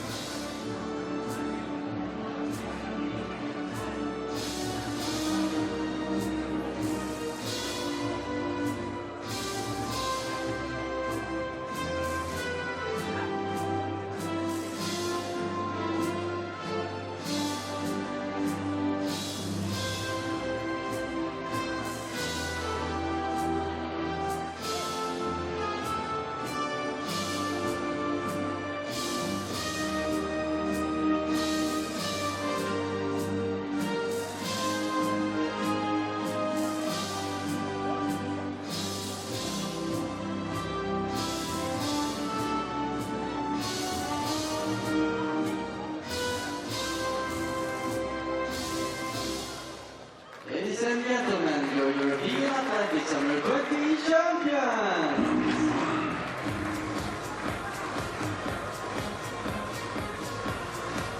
So Gatalina 4:36 Bonan and Bekermans 4:16 for them, silver and bronze behind the neutral athlete from Russia.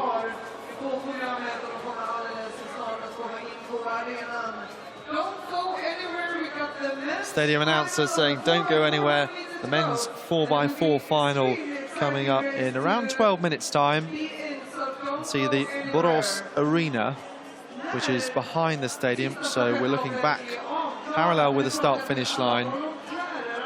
That arena, the home of the IF Elfsborg Swedish football team.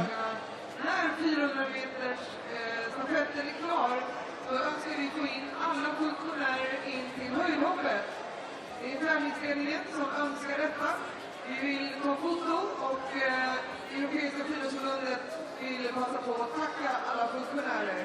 Så smit inte härifrån, utan alla funktionärer alltså samlas inne vid höjdhoppet direkt efter avslutad tävling. Tack!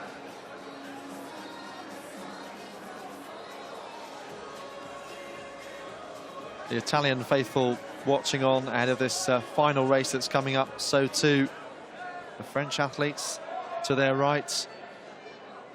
2 years ago, plenty of Italian faithful in Grosseto. Another great championships. That was in 2017. I mean, I thoroughly enjoyed it. Conditions a little bit different. I almost got sunburnt there. It was blazing sun for all 4 days. But Grosseto, a wonderful, picturesque Tuscany town. Couldn't have more of a contrast than Grosseto in the south of Europe to coming to Boras here on the west coast of Sweden, but nevertheless that contrast really enhances the view that athletics is really a sport that's embedded in the psyche right the way across Europe. Well, I also remember the 4x4 back in Grosseto. Yes. And that included, as you said, Edoardo Scotti. Scotti then was just 17 years of age and was brought in to run the second leg of the Italian 4x400 meter team, and they triumphed. And it was a spectacular finish, of course, a hometown victory to bring the curtain down in a memorable way in Grosseto. Well, Scotty's back. He's won the 400 meters here, and he's still running the second leg. So it'd be very interesting to see what he does. There's also the very good European under-18 400 meter champion from last summer, Benetti, as well. He runs on the third leg. Well, the Italians were cautious in qualifying this morning. Sorry, I should say yesterday. And they reserved a couple of their men. But for my money, the Italians are the favourites. French ran well this morning as well. They were the fastest qualifiers with 3:09.96. So I think this will probably, unless anyone drops a baton, to come into a duel between the French and the Italians for supremacy. You say drop baton, not normally something we might warn of ahead of a 4x4, but there was quite a bit of drama in the preliminary round, not least because it was already unusual to have just 9 teams featuring across those 2 heats. So we thought, well, only 1 will drop out. We'll have 8 in the final. But again, things change after that as well. Well, yes, the British originally dropped the baton in the second heat. That made things seemingly simple. Just the 8 teams that actually finished in those heats. But the Germans, who had the baton knocked out of their hands and trailed in a distant 5th in their particular heat, they later got disqualified for not returning to the place where the baton was dropped and carrying on. So that's why we've only got 7 teams in this final. So the teams will start from lane 2. And it'll be the Ukrainian quartet, who you can see here being led out, who will start in lane 2. They're slowly making their way down the track. But first we have the final victory ceremony here in the Rivalen Stadium. The relay gold medals will be awarded later on this evening at the athletes' closing party. We saw him a moment ago. European Athletics Council member and Estonian Federation President, Eric Tegemagi.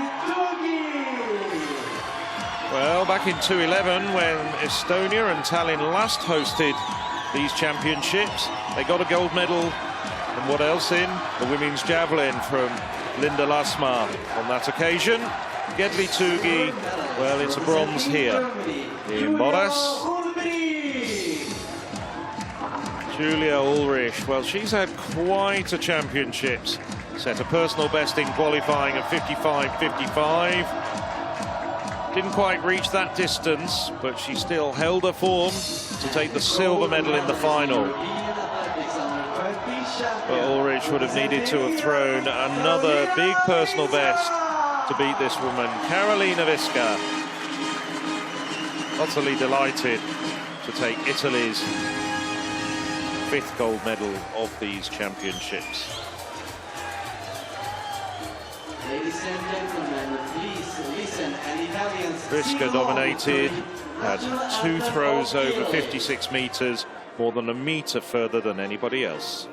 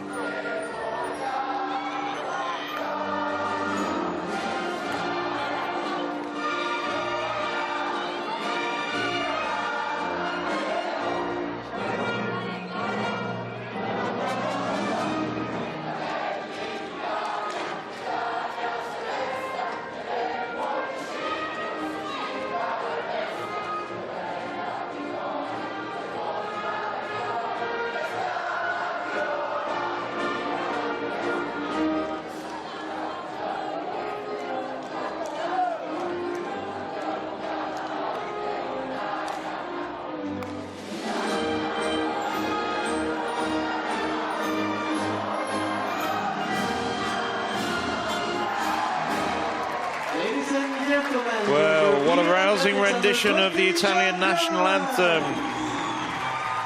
Italy celebrating the gold medal of Karolina Viska.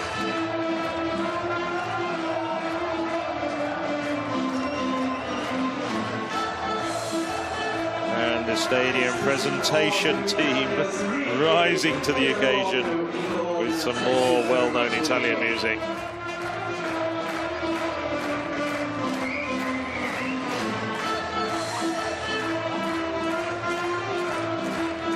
Well, the Italians thoroughly enjoying themselves here in Boras.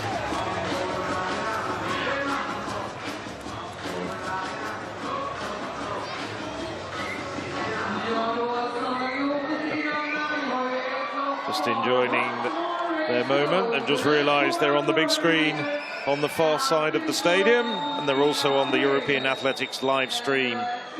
And we do know this stream is being watched avidly in Italy. Big thank you to the Italian Federation for putting out a lot of publicity on our behalf, telling people about the existence of this stream in Italy. Well, calm descends on the Riabalan Stadium as we get ready for the very last track final, the very last final indeed, here at these European Athletics Championships. The men's 4x400 meters will bring the curtain down on these championships. As Alex and I were discussing in a quiet moment a few minutes ago, just one championship record. That went to Mikhailo Kolkan on Friday in the hammer, and what a great hammer competition it was. But nevertheless, a fantastic array of performances, left, right and centre across these 3 days, and many, many, many national under-23, under-20, and in some cases under-18 records, and including a few senior records as well. We remember a couple of senior records. Kate O'Connor getting a silver medal for Ireland. Maria Vicente, Spanish record in the heptathlon. So let's concentrate now on this very last event of the 2019 European Athletics Under-20 Championships, the men's 4x400 meters relay. Starting on the outside, it's Carthy. Please give it Carthy for Ireland. has the lead-off leg for Ireland. They're in lane 8. Starting on lane 7 is Kaya representing Turkey. Özlem Kaya of Turkey has the baton for his country, and they're in lane 7. Zalawo of Spain is the lead-off runner. Rossi of Italy gets the cheers from his massed ranks of compatriots. Olivier of France. Les Bleus are in lane 4. Topfer, Czech Republic, the #1 runner for his country. And on the inside, in lane 2, for Ilko. Leads off for Ukraine. Well, Italy last year set a European under-20 record of 3:04:05 at the World Under-20 Championships. Can they get close to it on this occasion?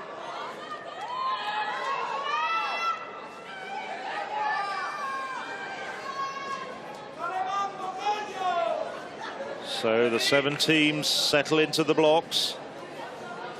It's Ukraine in lane 2. And then on their outside, Czech Republic, France, Italy, Spain, Turkey and Ireland.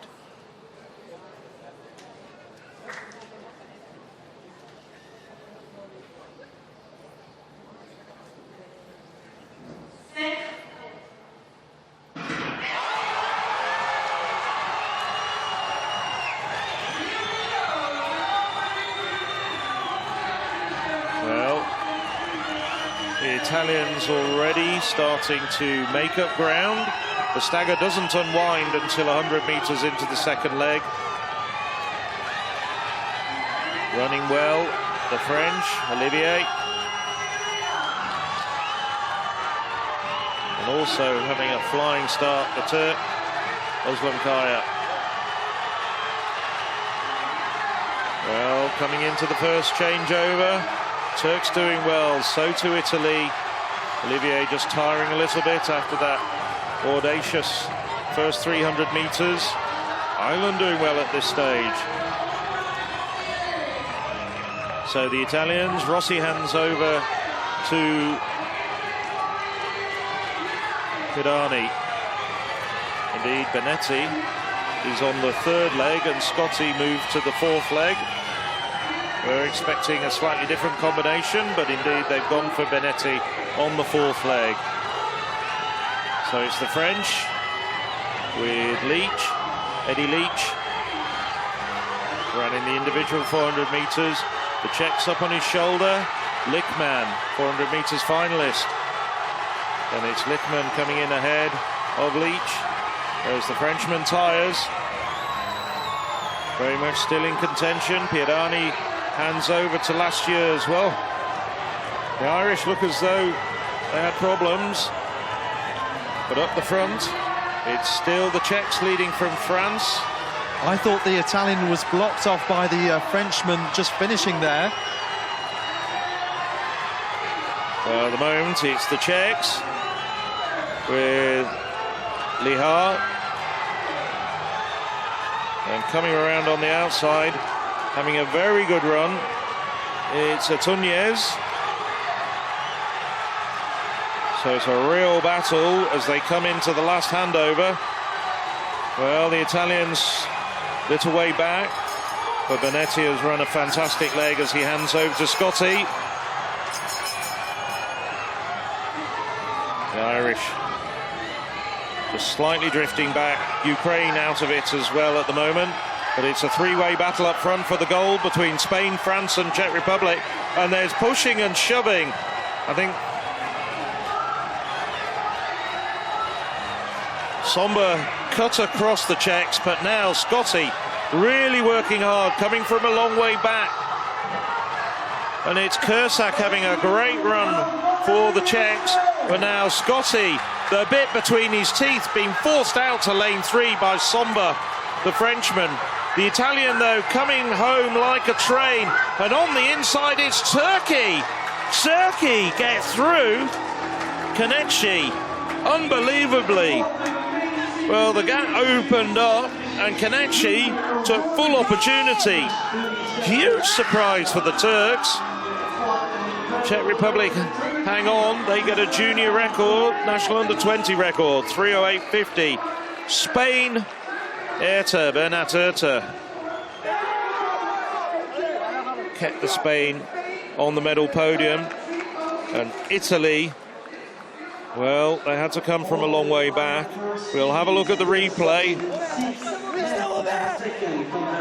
The Italians looked as though they had to do things the hard way and had a lot of ground to make up. But Turkey, well, I think that's the first time Turkey have ever won a 4x400 metres gold medal at these championships. I'm pretty sure of that. And they also came from a long way back. That was an outstanding last leg by Kaneci. I'd love to see what the splits are, because I think that was a very fast run indeed by Kaneci on the last leg.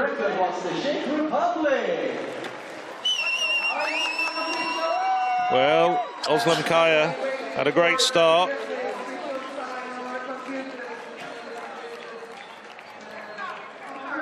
So that's the first changeover.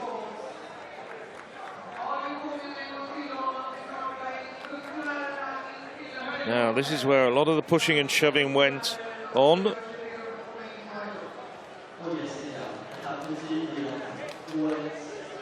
This is what was happening down the home straight. What a change of pace. Well, Krisek, if he'd have just kept his inside lane, there was nowhere for Kaneci to go, but he drifted over to the far side of his lane and left the door open for the Turks to take the gold medal. Well, there's an object lesson in 400-metre running there, 400-metre relay running. If you've got the inside lane, stay there. Well, it was still a great performance from the Czechs. Just that tiniest bit of naivety on behalf of Krisek let the Turks through and gave the Turks the gold medal.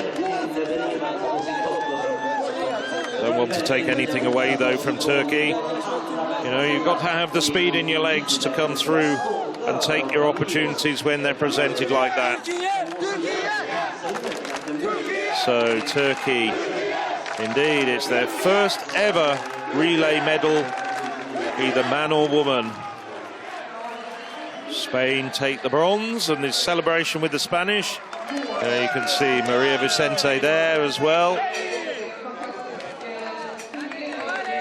Well, the Spanish didn't finish the women's 4x1, and disappointment for Vicente because they looked so good in their heats. But there's now some celebrations for Spain. So there we have the confirmed results. Turkey win 308.34. European under-20 lead. Czech Republic, national record for them, 308.50. Spain, 308.66. And the reigning champions, Italy, well, they just run out of it, 308.76.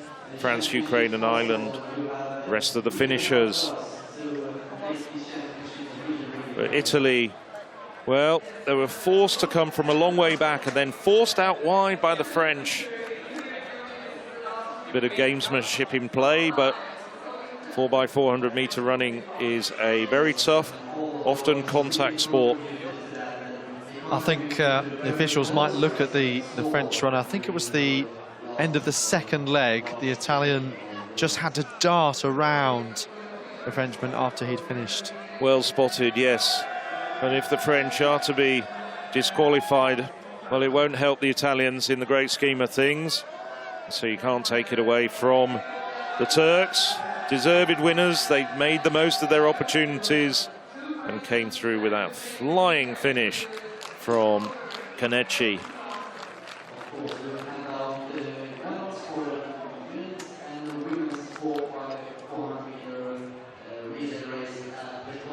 So Turkey takes the final gold medal, the 44th gold medal of these 2019 European Athletics Under-23 Championships.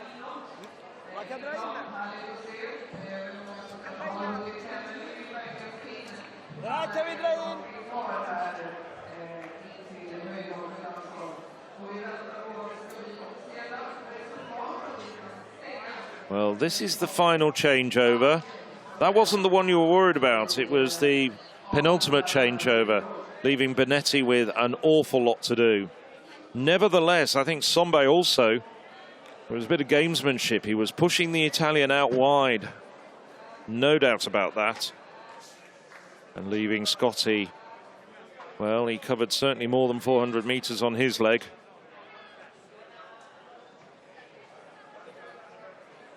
That was it. I think that might be classed as accidental. Nevertheless, very unfortunate for the Italian. Bonetti running up the back of the departing second leg runner, Eddie Leach, as the tiring Frenchman inadvertently, I would say, blocked the Italian.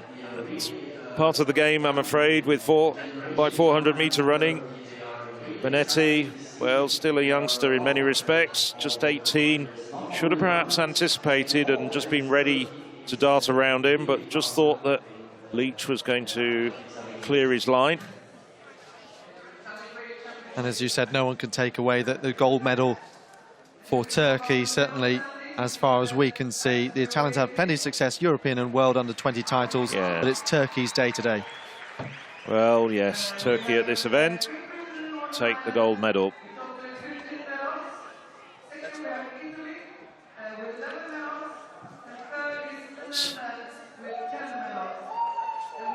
So we're still waiting for the official results of the 4x4, but those are the medal standings after 43 confirmed events.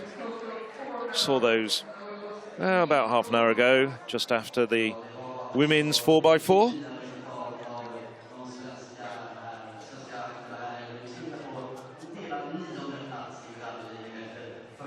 As we roll through all the countries that have got medals. 29 countries. I think I said 28 earlier, but in fact it is 29 countries who've got medals here in Boras. Number of strong performances and things that really lit up the stadium from the track and field. So let's have a look. Great Britain, 6 gold medals, 15 overall. Italy, helped by Scotti in the individual 400, and Paisan and Fontana, individual 100 metres, men's and women's. Netherlands 200-metre gold with Adigida, Van Klinken in the shot put as well. Ukraine, men and women's hammer, Mahuchik in the high jump. And Sweden, great that they had something to shout about because of the energy and enthusiasm that they put into these tournaments. So Bengström, men's 400-metre hurdles, Tilde Johansson, the sprint hurdles, and silver in the long jump as well. And she's certainly a Swedish star in the making. Absolutely. Well, Turkey taking that last gold medal took them up to 3 gold medals and into double figures with 10 medals in total, where there's the women and men who we're very grateful to, the officials, all the judges. It's been an absolutely fantastic championships. I think we'd love to come back to Boras at some point in the future. The Ria Valand Stadium here has been a wonderful venue for these championships. We're bringing the curtain down now on the European Athletics Under-20 Championships for this year. As far as this competition's concerned, join us in 2 years' time in Tallinn. It's good night from myself, Phil Minchell, and my co-commentator alongside me, Alex Seftel.